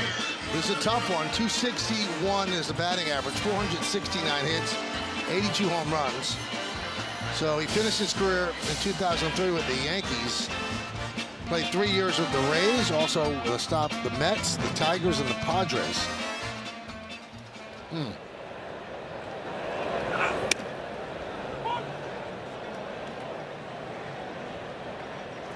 Jake Bird takes over as Louis Seal gives the Yankees 4 in his first start of the year.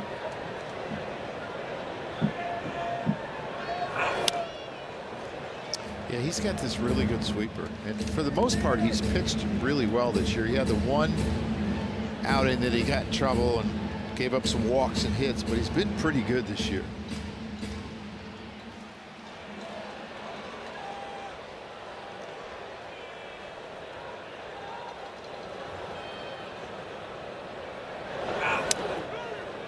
Strike 3, Caminero down looking. That was an impressive sequence. Yeah, sweeper, sweeper, sweeper. Against a really good hitter. I mean, that ball just took a left turn, Joe. Yeah, it's really, really good. And it's perfect pitch. Sometimes as a hitter, you just got to say he beat me. There's Jonathan Aranda. Now, Joe, this is a special day in Yankee history. Okay. So you go back to 1913. Remember, the Yankee organization started in 1903. So 1913 on this date was the first day that the Yankees were officially the Yankees. For the first 10 years, they played fast and loose with names. They were called the Americans, the Hilltoppers, the Highlanders. But they settled in 1913. They are officially the New York Yankees, and they've been that ever since. On this day? On this day in 1913.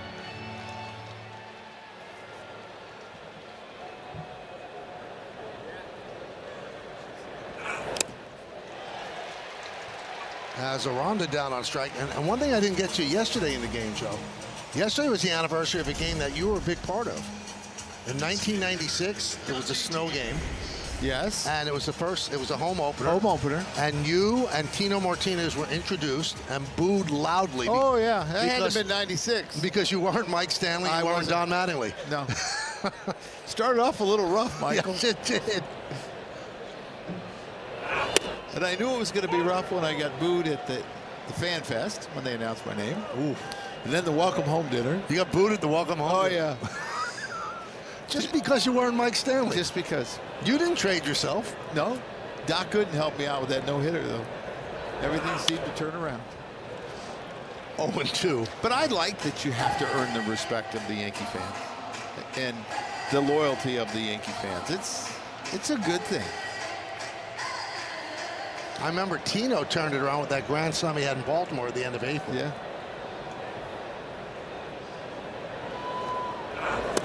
Well, there weren't a lot of expectations when I came. I didn't have to deal with that like Tino did.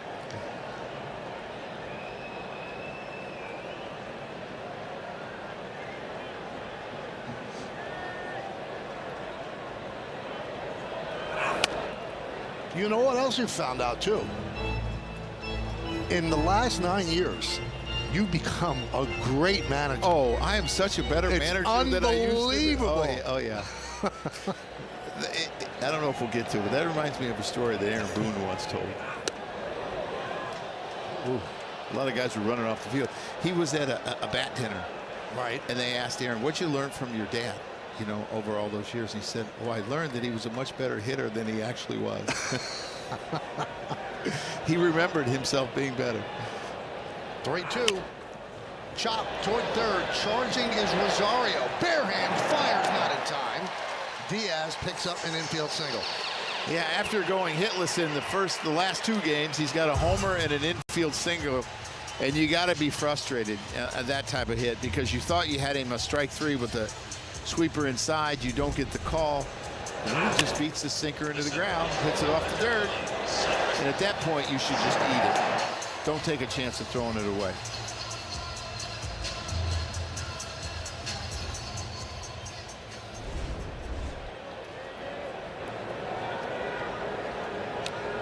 So here's Mullins.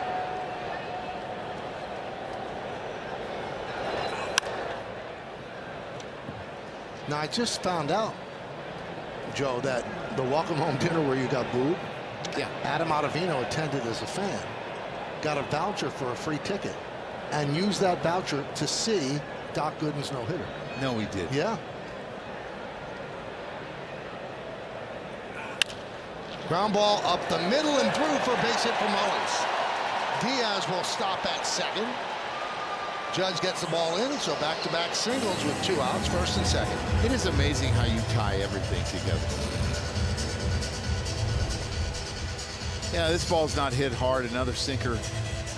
And, you know, when you have guys that get ground balls, some of them are just going to find holes, and it can be extremely frustrating for the pitcher and everyone involved because you do your job. You're trying to get weak contact in a ground ball. Sometimes they just find the right spot.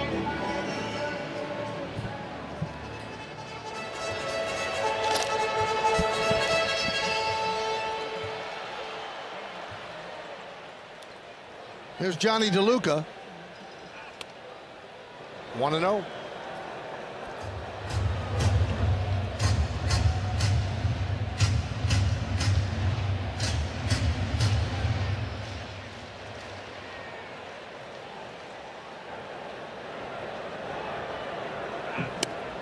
And a strike. 1-1 on DeLuca.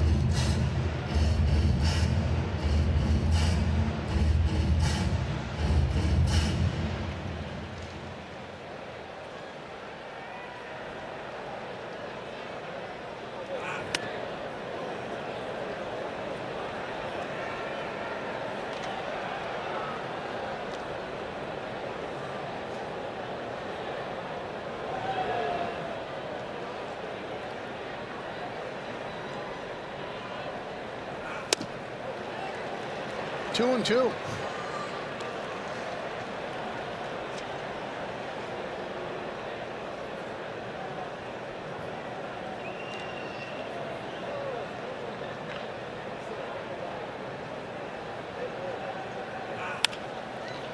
Grounded to third.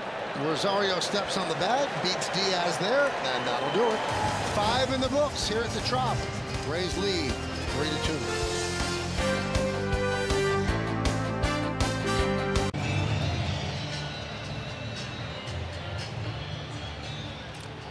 Thank you, Bob. Mason Miller, 27 2/3 inning scoreless streak since last August. Parker Meadows, terrible collision in the outfield. He broke his jaw, has a concussion. And Ichiro Suzuki, his statue's bat broke during the unveiling today. Unbelievable scene. Beautiful statue outside T-Mobile Park. That one is ripped off of Griffin Jackson. 1 away as Bellinger is retired. And Joe, I'm laughing because Ichiro was so particular about his bats. He had this nice case. I mean, it was beautiful. But he had a great line right away. He said, "Who knew that Mariano Rivera was going to be here?" I remember him taking Mariano deep to beat us one game too out there. Didn't get in enough. I mean, that's one thing. Everyone thought that you were going to be able to knock the bat out of his hands when he first came up. That was not the case. And when I tell you, he had a lot of power. He just didn't choose to hit that way. He had a lot of power. You know, the great story is that he's in spring training. Lou Piniella had never seen him. And, you know, he's just tapping the ball to shortstop.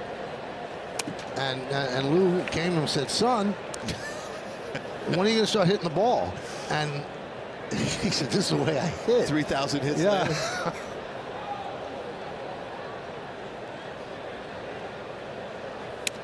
I mean, he was a game changer in so many different places. At the plate, on the bases, in the outfield, with his arm, his range.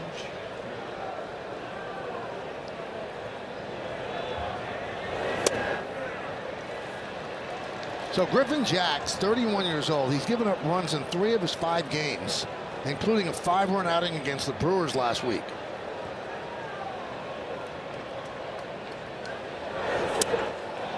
And Stanton waves through that pitch, 2 away here in the 6th. You know, it's somewhat mind-boggling because he's got outstanding spin on his breaking balls, and we also saw him throw a changeup in there, and he'll throw as hard as, I don't know, 98. The fact that he gets hit, it's amazing to me. Traded at last year's trade deadline from the Twins for Taj Bradley. And Joe, I'm sure you've seen Taj Bradley is pitching unbelievably well for Minnesota. He's gotten off to a surprisingly good start. I always liked his stuff. He came up really, really young and pitched pretty well, and then he ran into some issues, but he's got good stuff. And this is really good stuff, too. I think they anticipated that he was going to be the closer of the future. Hasn't worked out that way.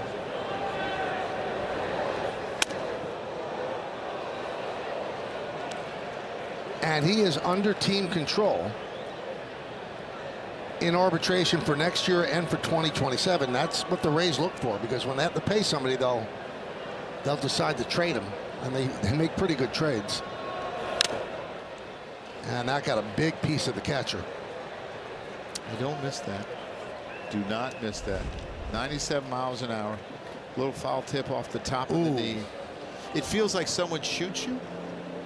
I've never been shot, so I don't really know. But then it goes away pretty quickly when you get hit like that. Do you get a bruise even though it hit the no shin guard? Because there's really nothing to bruise on your knee. I mean, there's not a whole lot there. It's bone and skin.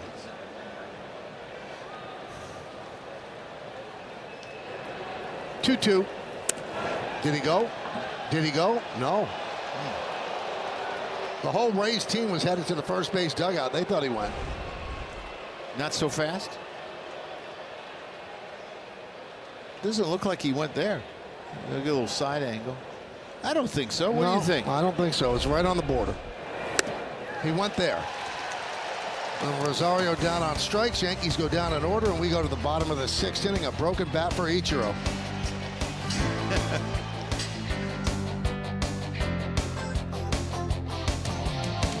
For 2026, come out to Yankee Stadium on Friday, April 17th, when the Yankees take on the Royals. First 18,000 guests in attendance receive a Yankees hockey jersey, courtesy of StubHub. Tickets are going fast, so get yours today at Yankees.com. Brent Hedrick takes over and deals a strike to Ben Williamson. Michael, do you remember what I told you? What'd you tell me? Don't forget to get me a jersey. Oh, no, I got it. This is Brent's league-leading 9th appearance this year. He's tied with a number of guys who had 8.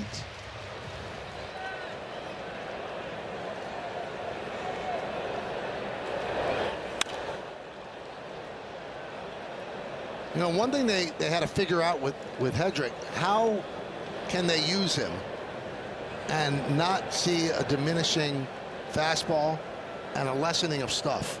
And that was like a work in progress last year. Seems like they figured it out. Yeah, they have. He's been really sharp, and there's a good changeup. splitter. I remember having to do that with Dellin Betances. And what I did with Dellin is I followed what he was doing in the minor leagues, where he was throwing like 2 or 3 innings. He was getting 2 or 3 days off to get him used to being in the pen. And then he got to be so good, I'm like, God, can I just throw him an inning? And then, goodness, do I dare throw him a second day in a row? I was nervous to put him in his, but eventually we did it, and he became an 8th inning guy and a closer and was just unbelievable. But that first year that we had him up there, he just kept working his way back further and further into the pecking order in the innings, and I had to stop going 2 and 3 innings. What a weapon that was for you. Oh, my goodness. I mean, he was an all-star. He was terrific. I mean, people a lot of times talk about the year that Mo had. I believe it was like in 1996, setting up for Wetland. Right. Look at Dellin's first year. The other way, slices foul. It's comparable.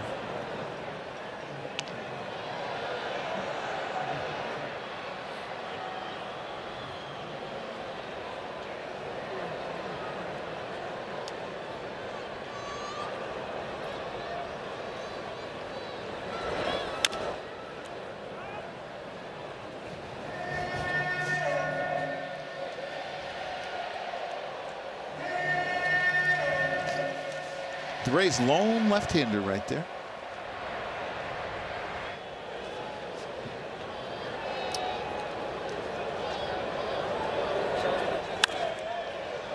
Line drive left field on the run is Grichuk. He's not going to get there. He'll have the plate off the wall. Williamson, round second, will stop right there, so it's a leadoff double for Ben Williamson. Just a good at bat by Williamson. He kept fouling some pitches off, taking some nasty pitches, and he gets this split that kind of cuts a little bit and ends up in the middle of the plate.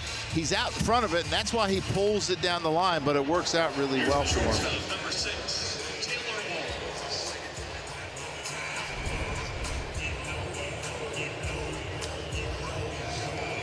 And I apologize, Michael. They called up a lefty today, Mr. Rock. Yeah, Joe Rock.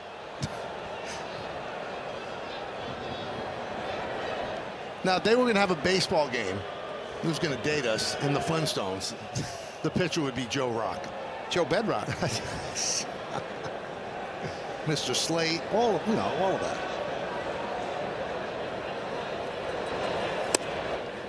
And a strike to Walls. Yankees playing in, expecting a bunt.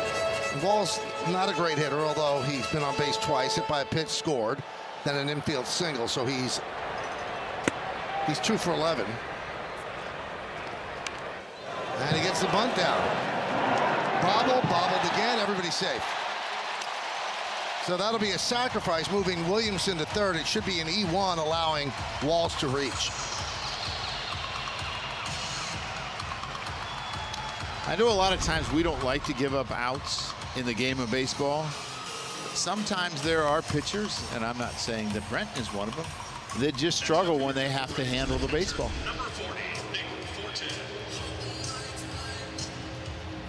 Well, they do stuff with Fortes. They had a hit and run in the second inning, moving a runner to third. They tried the squeeze, and the out was made at home. So let's see what they do here. First and third, nobody out. You got to worry about Walls running. I would think they would let him hit, Michael, because any double play up the middle, you're going to score a run. If there was one out, you might see a safety squeeze. But I don't think in this situation, and he's been swinging the bat really good for him this year. And the scoring on that bunt is a sacrifice and an E1.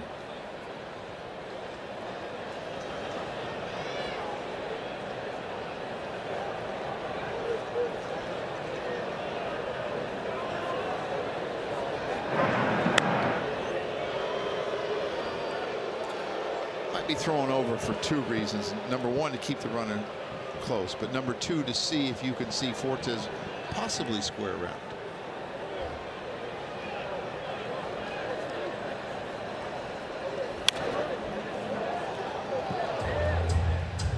Now the Yankees are in, not all the way in, but more than halfway at shortstop and second. They were back before. And now that he's 2 strikes, they've come in a little bit.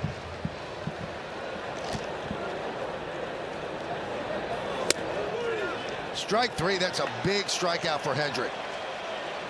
And he's going to challenge Nick Fortes. They have 1 challenge remaining. T-Mobile ABS challenge. And he was wrong. So both teams are done with their challenges. Big strikeout for Hendrick. Yeah, this is just an outstanding 4-seamer that has ride to it and stays up. Fortes thinks it's going to go below the zone. But we always talk about the ride up in the zone. Sometimes it's the ride down in the zone that fools hitters. But now you have to play the infield in because your guess is there's no way you're turning 2 on Chandler Simpson. You got to worry about the bunt, too, because Goldie has to hold the runner on first. You got a left-hander. The guy in third can get a big lead. And that's lined into center field. It's a base hit in front of Bellinger. Williamson coming home. The throw not in time. 4-2 Tampa Bay. The reason it was close at home, Williamson was tagging to see if Bellinger made the play. So although it was a single, Bellinger still thought he had a shot. It's really a tough guy to have up in that situation because you can't turn 2. You're going to see Belly. Williamson thinks he's got a shot. He comes to 1 hop, and he almost throws him out at home. He doesn't strike out, and he can bunt. So it's really a tough situation to be in. What you're hoping is you can get a fastball up that he pops it up. Well, that's going to do it for Hendrick. Boone signals for the right-hander with Caminero due up. 1 run in, first and second. 1 man out.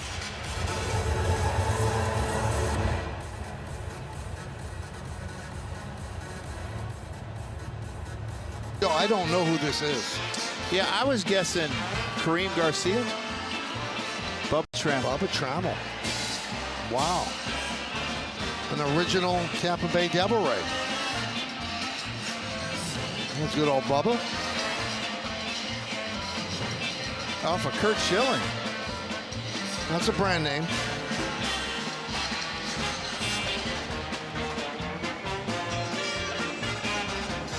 Strong young fellow. Can run a little bit. Good numbers. Yeah, batting average wise. Yankees got him for Rondell White. With the Yankees 11 for 55. I really would like to talk to the Yankee fan that got this one right. I think it was harder than an 8.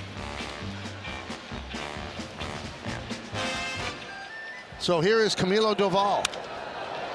Caminero with a fly ball to shallow right. And it dunks in front of Judge. He throws to second. They don't get the force. He took a step back, and that cost him that one as he came running in and couldn't get to it. So a single for Caminero. When a guy hits 45 home runs the year before and he hits the ball in the air, it's kind of like when Aaron Judge hits. He gets the ball in the air, everyone cheers. And you assume that it's hit a lot deeper than that. He takes 1 step back, and that 1 step cost him.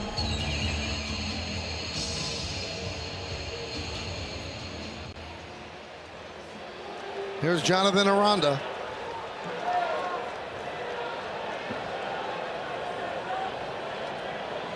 Bases loaded.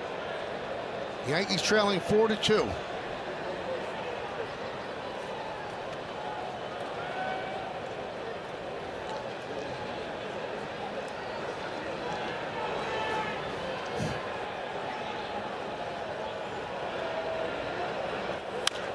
Grounded foul. Yankees playing back.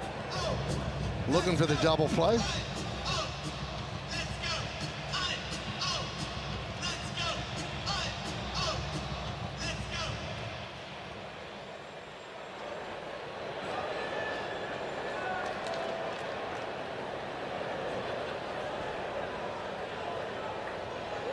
The 0-1. Grounded to second. They only have 1 out. They make it at first. Scoring is Taylor Walls. Runners move up to second and third, and now the Yankees are down by 3. Again, Michael, you do everything right. You get the ground ball, but it's just not hit hard enough. And that's the frustrating thing about this game sometimes is you can do everything right. You make a good pitch, you get a ground ball, and you don't get the double play you're looking for.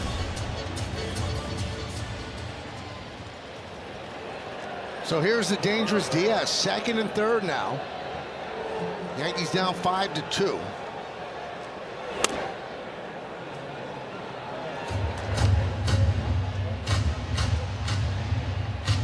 Aranda and Diaz are now tied for the team lead with 12 RBIs.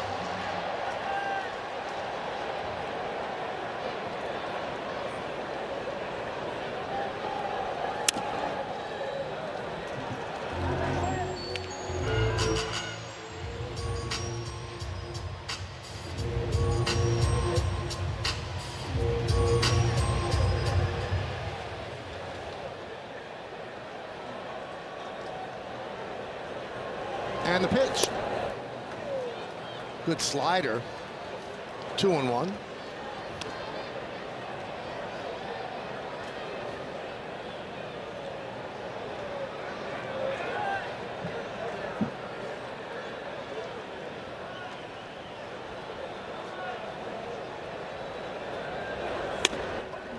Three and one.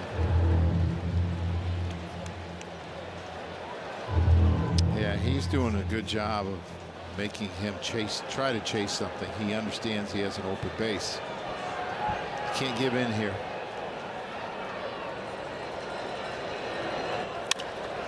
Grounded. Josh Chisholm steadies, fires, got him. But 2 runs for the Rays in the 6th. They lead by 3.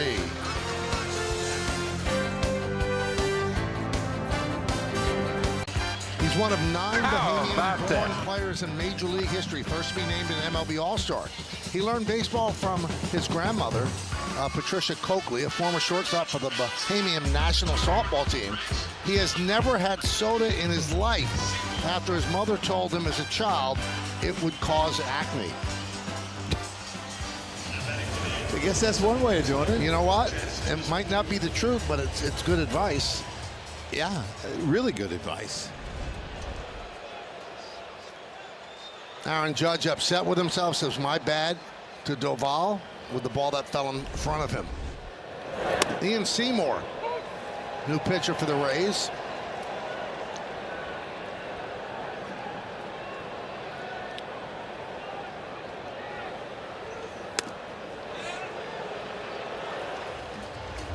Checks his swing, but the home plate umpire said he went around, and Jazz is pointing to the third base umpire. He said, well, why don't you ask him? Seymour allowed 5 runs on opening day at St. Louis without retiring a batter. There's a ground ball by Chisholm. 1 away. You see the energy that Seymour has in the mound. You might think he's had a little bit of soda. Starter in the minor leagues. Fills a lot of different roles for them. Long relief. Before Rock came up, he was their only left-hander that they had. 27 years old, second big league season. And a strike to Randall Grichuk. And it appears that Kevin Cash doesn't want to see those left-handers come off the bench for the Yankees. So he brings in the left-hander. And probably one of the reasons they brought up Rock. Yes, correct. Because you're not going to pinch hit so much for the 2, 3, 4, and 5, or 2, 3, and 4. So use him at the bottom of the order.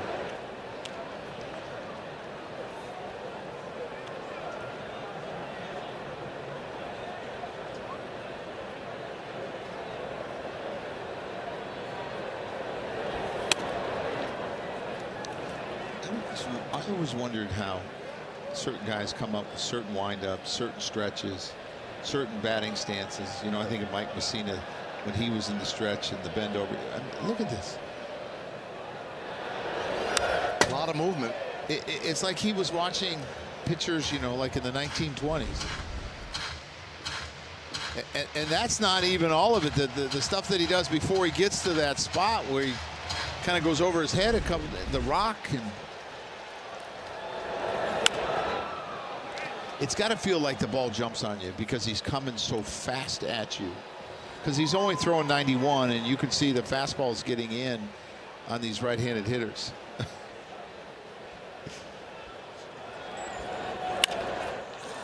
Center field, Mullins back. 2 outs. Grichuk still looking for his first Yankee hit. You know, he went 13 days between his bats. Second game of the season and yesterday, and he just hasn't found his stroke. Now he's 0 for 8. Here's Jose Caballero, 0 for 2 tonight, 5 for 39 in the early going. And a strike.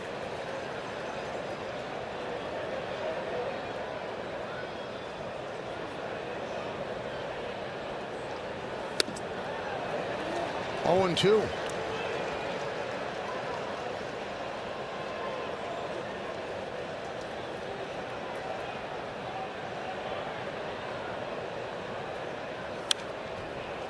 Works quickly, even with all those gyrations. The one over the head, I don't quite get what that's about. It's almost like he's stretching as he's getting the sign. It's just a timing mechanism for him. Just feels comfortable. I mean, I think players always want to feel like they're loose and they're fluid, and for whatever reason, that works for him. 2 and 2. We told you the Rays bullpen has been a problem at the beginning of the season for them, but so far they've used 2 pitchers and they've been effective. That one up there near the catwalk, and it falls into the seats. So much for seeing better with this new roof. Caminero had no clue. No clue. And it was 10 rows back and he thought he had a chance. I know one thing. I'm putting my hands over my head so I don't get hit in the head. Why can't you do something where players don't lose the ball in the roof? You know, you were talking about change the color of it a little bit. Mm-hmm. Swing and a miss. Seymour retires the Yankees in order. Time for the stretch here in St. Pete.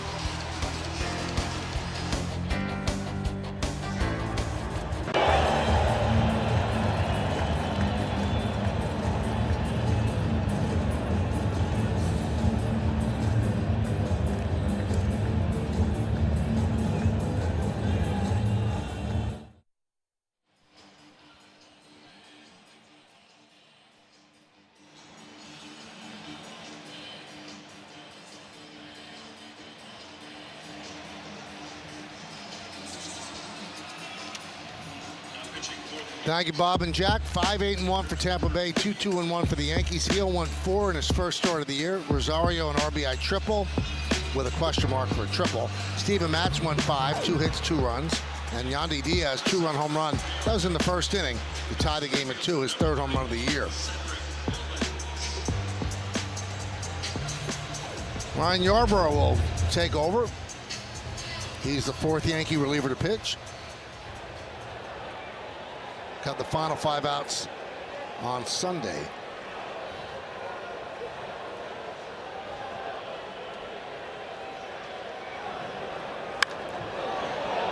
Driven to right field, foul.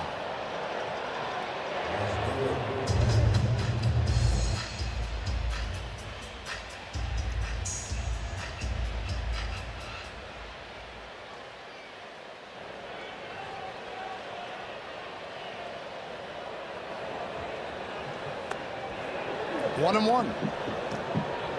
Mullins today has walked and singled. He's 1 for 2.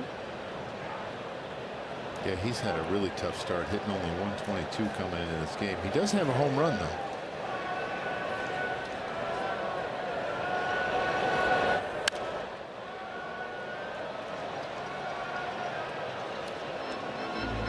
though. On the sleeve of every Rays uniform, even the alternate ones like tonight, sewn into the sleeve is a piece of the old roof. Really? Yep.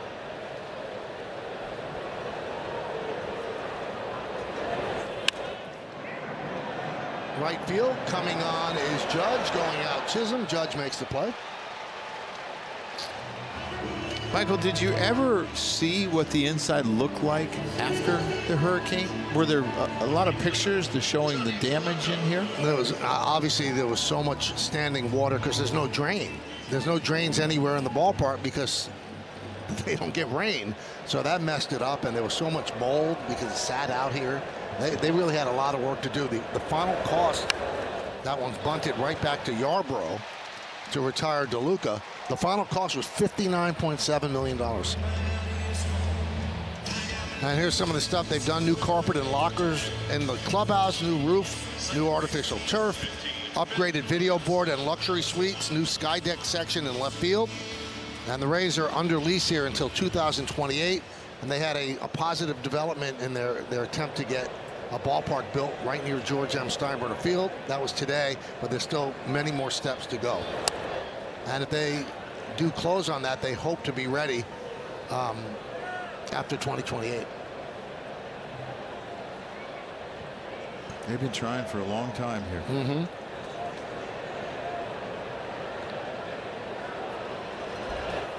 I was talking to Andy Freed, who's been the radio broadcaster. He's one of the best in the game. He's been here for so long. He said, but there's been so many starts and stops and so much disappointment. We had an agreement here. We had an agreement in Ybor City. And everything kept falling apart back here again in another spot. And it just keeps falling apart. This time it looks like it has some traction, but you just hold your breath that it happens.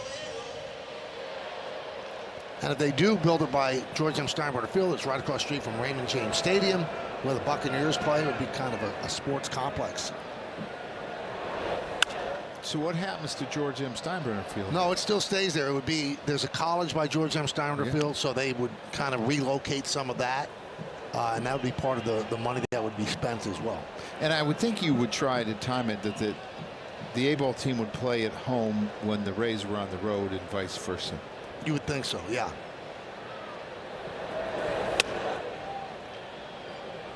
And one of the keys for them, Hal Steinbrenner, the main general partner of the Yankees, he's come out and said he supports it. For the city of Tampa, the Steinbrenners has always been, such proponents of good things happening in Tampa. So he said, yeah, I'm all for it. Oh, they took care of the Rays when it came to letting them use George M. Steinbrenner Field. Mm-hmm.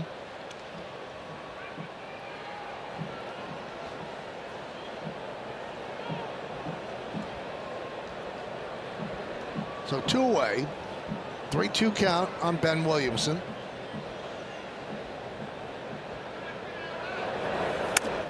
And he walked him. Third time on for Ben. A double, 2 walks, also struck out. Bottom of the 7th inning, Rays lead by 3. Here comes the shortstop, number 6, Taylor Walls.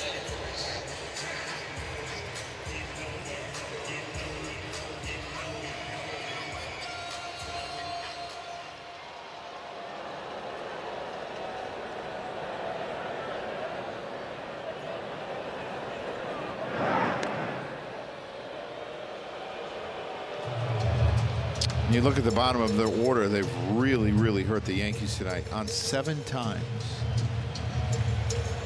Yeah. In 10 at-bats.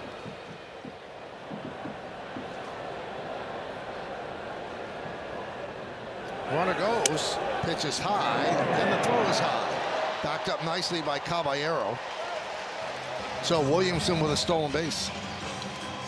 Looked like he didn't get a very good grip on that one, and he went on first movement, and it's really hard for a catcher to throw it. And he didn't get under it. He just looked like he had a bad grip on it. You're going to see him stay on top of it, and it just slipped out of his hand and took off. And he knew it as soon as he threw it.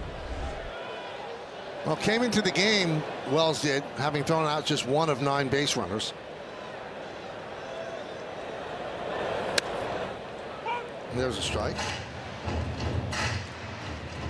He did throw out what I would consider league average last year, about 25%. Yep.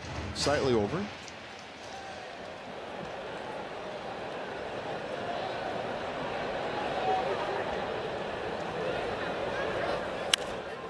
Popped up on the run. Goldschmidt in foul territory, heads toward the dugout, makes the play, and that will do it for Yarborough in the 7th. Keeps the Rays off the board. We go to the 8th.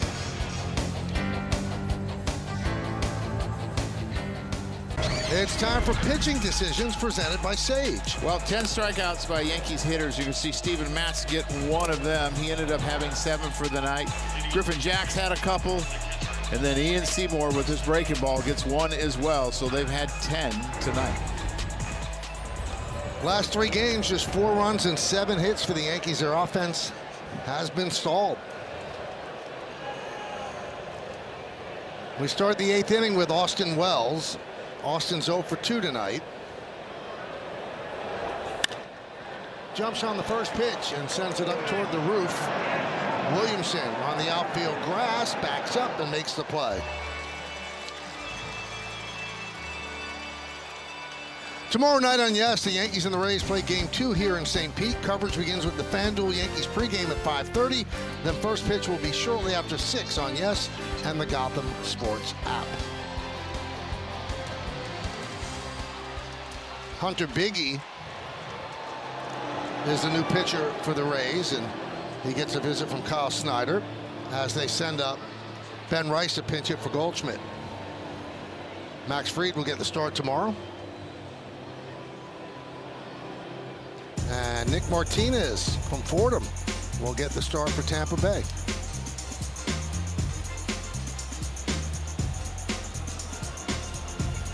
First time Max Fried will pitch here at the Trop. So Ben Rice pinch hitting for Paul Goldschmidt. Michael, what do you think the conversations are like in the bullpen for the Rays? Bibby went to Harvard. Salso went to Dartmouth. They get pretty complicated down there. Well, we have Harvard now against Dartmouth at the plate. Yeah.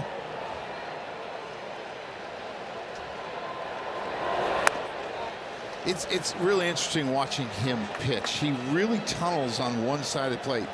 He will throw his four-seamer away and up to lefties and into righties, and then he'll throw his cutter on that same side, and it works pretty well for him. 96, 97 miles an hour.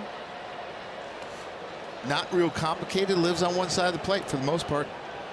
Called up last weekend when Garrett Clevenger went on the IL with right calf tightness. Third big league season, 27 years old. Driven deep to center field. Mullins back on the track at the wall. He leaps. And it's a home run. He just missed making the catch. A pinch hit home run for Ben Rice. And it's 5-3. Well, Michael, he reached into his glove and acted like he was going to throw it, so I thought he had it. But Ben Rice, instant offense. This is not an easy ballpark to go to dead center field.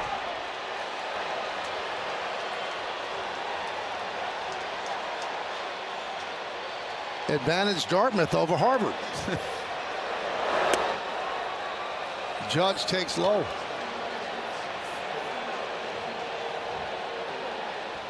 It's impressive coming off the bench and connecting.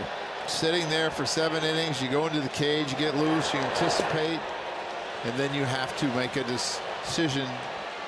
And Aaron Boone put him in there, and he rewarded him. First career pinch hit home run for Ben Rice.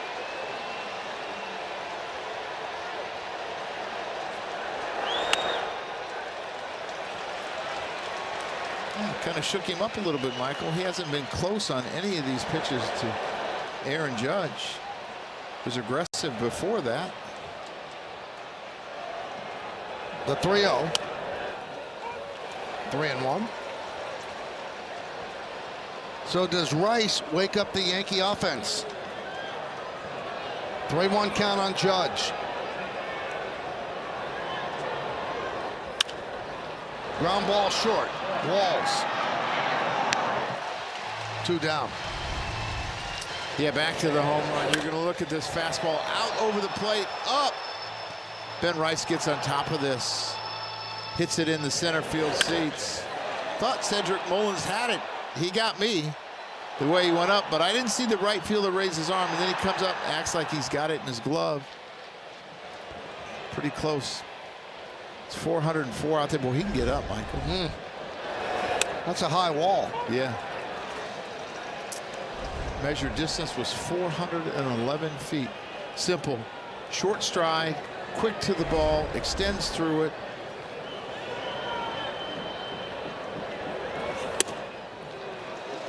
Oh, 0-2 on Bellinger.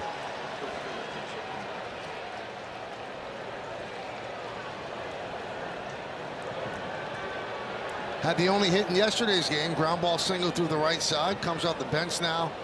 Hits a pinch hit home run.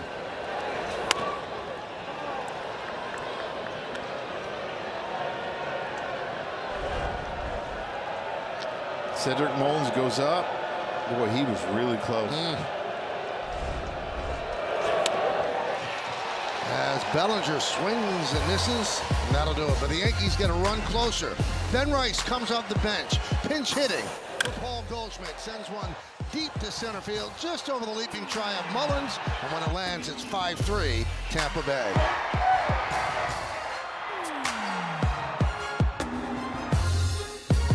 In the Hyundai scoreboard, Tampa Bay 5, the Yankees 3. Rice stays in at first base.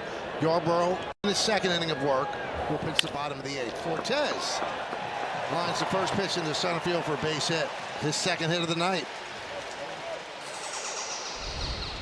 Yeah, you see Jake Fraley and Richie Palacios probably telling Mullins, okay, now this is what I would have done, and I would have caught it. See, I would have went up, brought it right back. Both those guys play some right field. You know, Mullins was a little taller. He might have made that catch. Yes. He got up there, but just so much he could do. Here's Chandler Simpson. Rosario in at third. And there's a strike. Jazz has got to make sure that he can get over from second base because Simpson is so fast. You see him cheating on the infield. He's in a lot. Third baseman's in. Ben Rice has to break hard towards home. Tell you what an advantage as a hitter. And he really understands who he is. He's got elite speed, and he hits the ball on the ground 65% of the time. It's almost like, to me, a throwback to like a Vince Coleman or a Willie McGee, those type of guys that understood how to use their speed.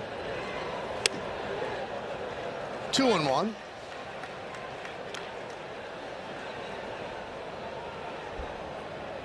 There just aren't that many players like him in today's game. No, very, very few. And players are so strong today. Like, there's one on to first, not in time. And that was a well-struck ball. That's how fast he is.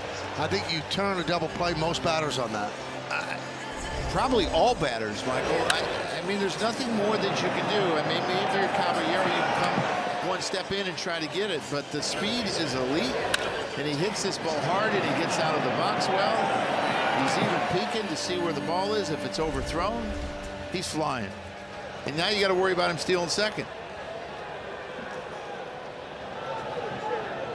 One out. Here's Caminero. 1 for 4.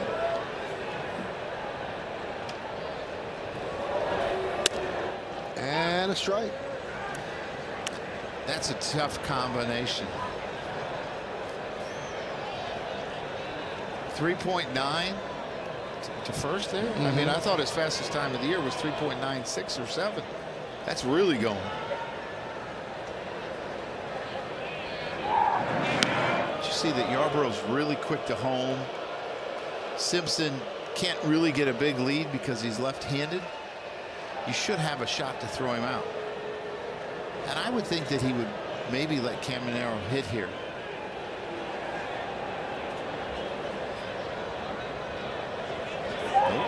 Picked him off. Will they get him? Got him. That's caught stealing. And Kevin Cash going to talk things over with Dan Bellino. He has to be talking about a balk because obviously he could challenge the play if he thinks he's safe. He's clearly out. Talking about him blocking the bag.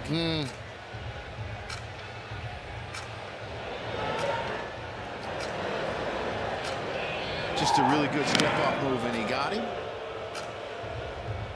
I mean, it's clearly not a balk. And Cash is getting the umpires together to talk about it. The second baseman or shortstops aren't supposed to be able to drop their knee, but Jazz doesn't drop the knee. The foot is in the way, but he's got other places to slide. So to me, this is not blocking the bag because there's places to go on the bag. It's when you put your knee down and you block the whole bag. And they said it was fine. It had to be that, Joe, because you can't talk about a balk. You'll get thrown out if you argue about a balk. Correct. I've done that before. Spring training. You got thrown out of spring training? Yes, I did. I had to show my player I was supporting him.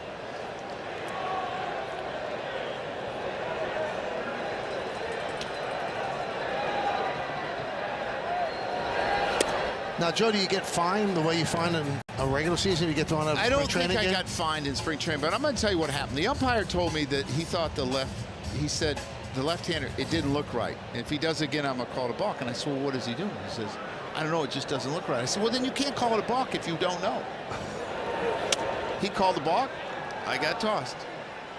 Now, did you tell the pitcher to throw over again just to... No.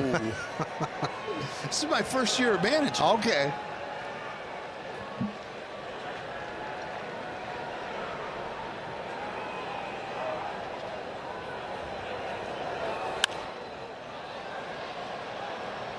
I mean, your first year managing, you get thrown out of a spring training game. Word must have got around with the umpires. We got a beauty here. Well, I believe in truthful explanations. Right? He said it didn't look right. But there's a lot of things in the game that don't look right, and you don't call a penalty on somebody. A lot of things in the world. Yes. Yeah. You got to have a reason.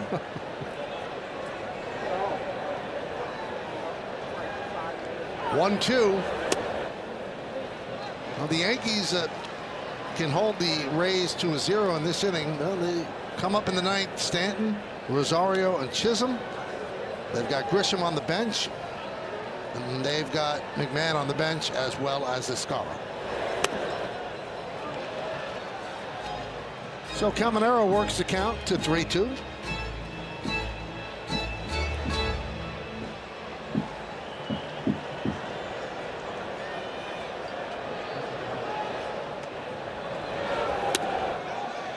Checks his swing. He does not go, so Caminero works a walk.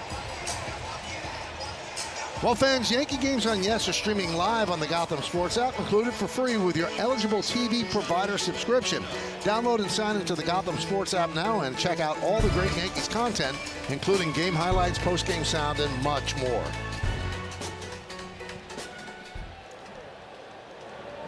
So now lefty-lefty, Yarbrough against Aranda.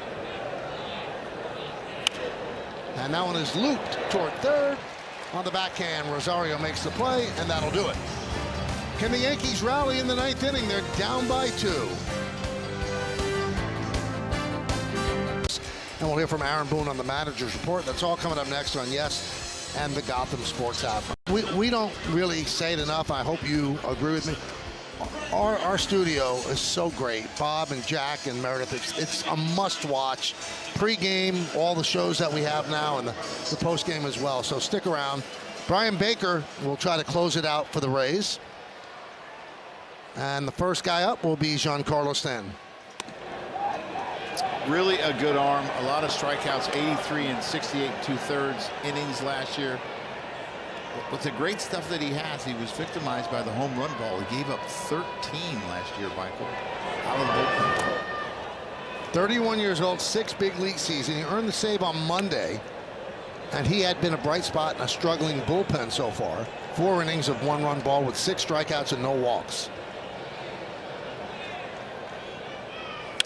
That one is blistered into left field. It's a base hit. So Stanton starts off the ninth inning with a single, and that brings the tying run to the plate.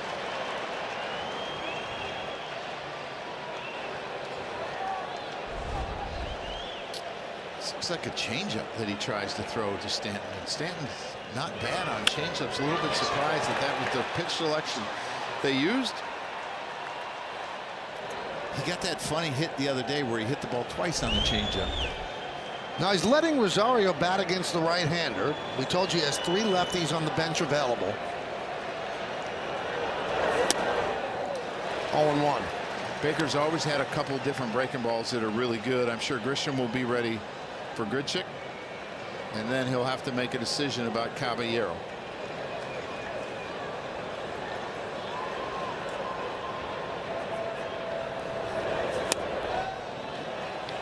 One and one. So Baker shows a lot of emotion on the mound in a big spot. He said he doesn't even remember his reactions when he gets the third out. He said most of the time I just black out. The Yankees don't want him to black out tonight. 1-1. Up the middle and through for a base hit. Rosario with a hard single up the middle. And now the tying runs are on base as Stanton stops at second. Two really good at-bats by Stanton and Rosario. He stays on this breaking ball through the middle. He's got a good little bat flip. He's got a little style to him, Michael, which I like, and I think the players appreciate as well. Not showing anyone up, but just showing confidence in himself. It's really good. He's an emotional leader on this team. Triple and a single tonight, so he's 2 for 3. And here's Chisholm. He's the go-ahead run at the plate. And a strike.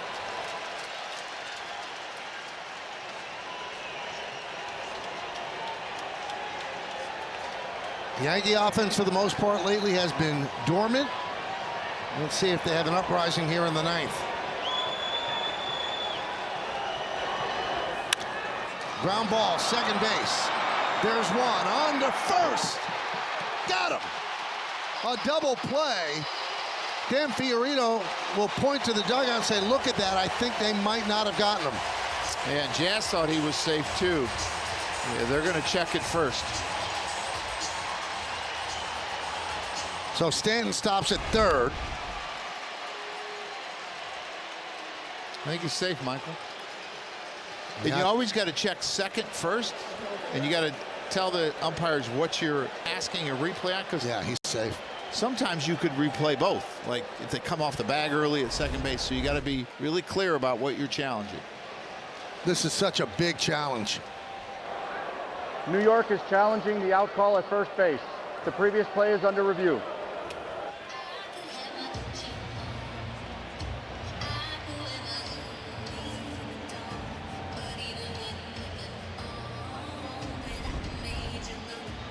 Yeah, he just beat it. Yeah.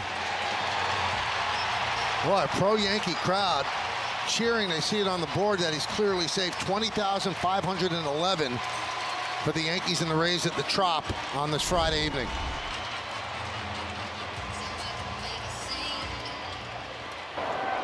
After review, the ruling on the field is overturned. The runner is safe. New York will retain its challenge. It sounds like Yankee Stadium South right now. Now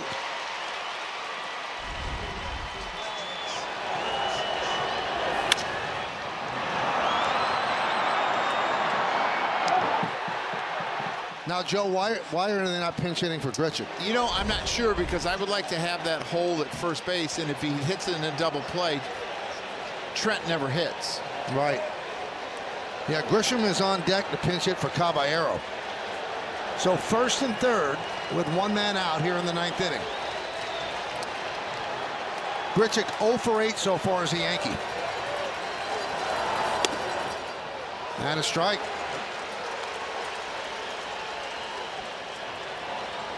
Whole right side of the infield is open. Williamson way up the middle. Aranda holding the runner at first.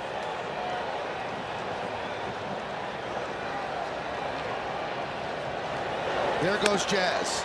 The throw to second, not nearly in time. It's a stolen base. So now the tying run is in scoring position. Cortez looks like he had a little problem with the exchange there, and once you do that, you should probably eat it. Let's see if he gets rid of this cleanly. Yeah, he had a little problem with it. He kind of threw it from his glove to his hand, didn't get it correctly the first time, and had to shift it a little bit. Infield's back except for Aranda at first. They'll give up the run. Did he go? No. So the reason he didn't do it is he knew that the Jazz was going to run. So the double play should be out of order. And he must feel a little bit better about Randall than Caballero in this situation.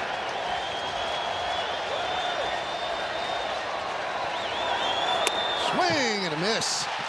Grichuk down on strikes, 2 away. So that'll bring up Grisham, pinch hitting for Caballero. Good high fastball, 98, 99 miles an hour with some carry to it. Randall's not able to catch up. You're going to see the Tampa Bay pitching coach come out, give a scouting report here.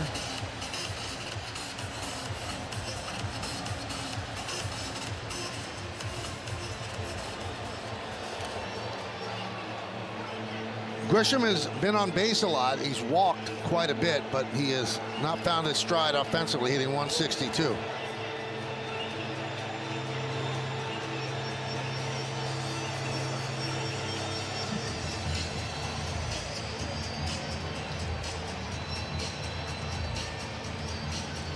So it all comes down to this. 9th inning, first game of a 3-game set. As a pinch hitter in his career, Grisham, not much success. 6 for 52. 113 batting average with 1 home run. You know what that means, Michael? He's due. He is due. Stanton at third. Chisholm at second. Grisham pinch hitting for Caballero. 1-0. Wells is on deck.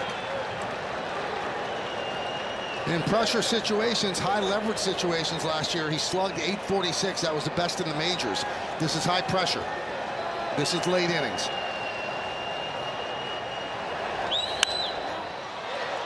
And that one is popped up. Fortes doesn't see it. And it makes the seats. We can throw my pregame right out the window with Nancy Newman, where I thought it'd be easier to see in here tonight. I got some bad info.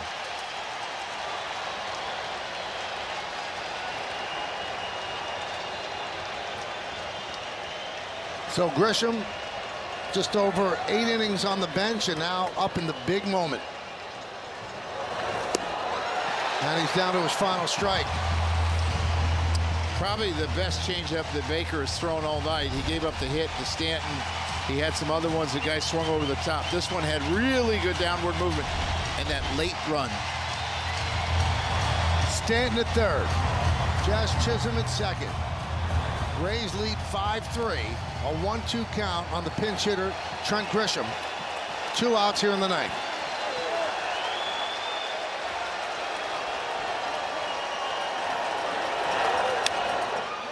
Popped up.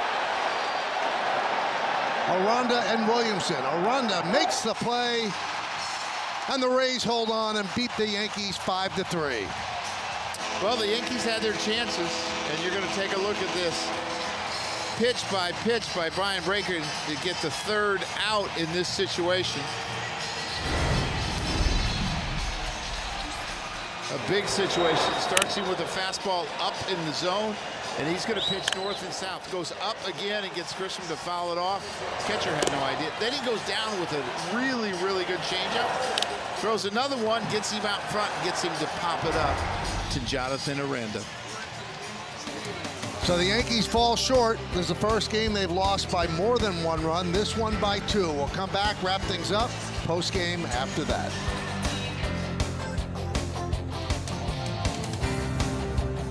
Baseball on Yes is brought to you in part by Sage, proud accounting software provider of the New York Yankees. By Nissan, hop into a Nissan Rogue and hit the road to adventure. Shop NissanUSA.com. And by the New York Lottery, this could be your lucky play.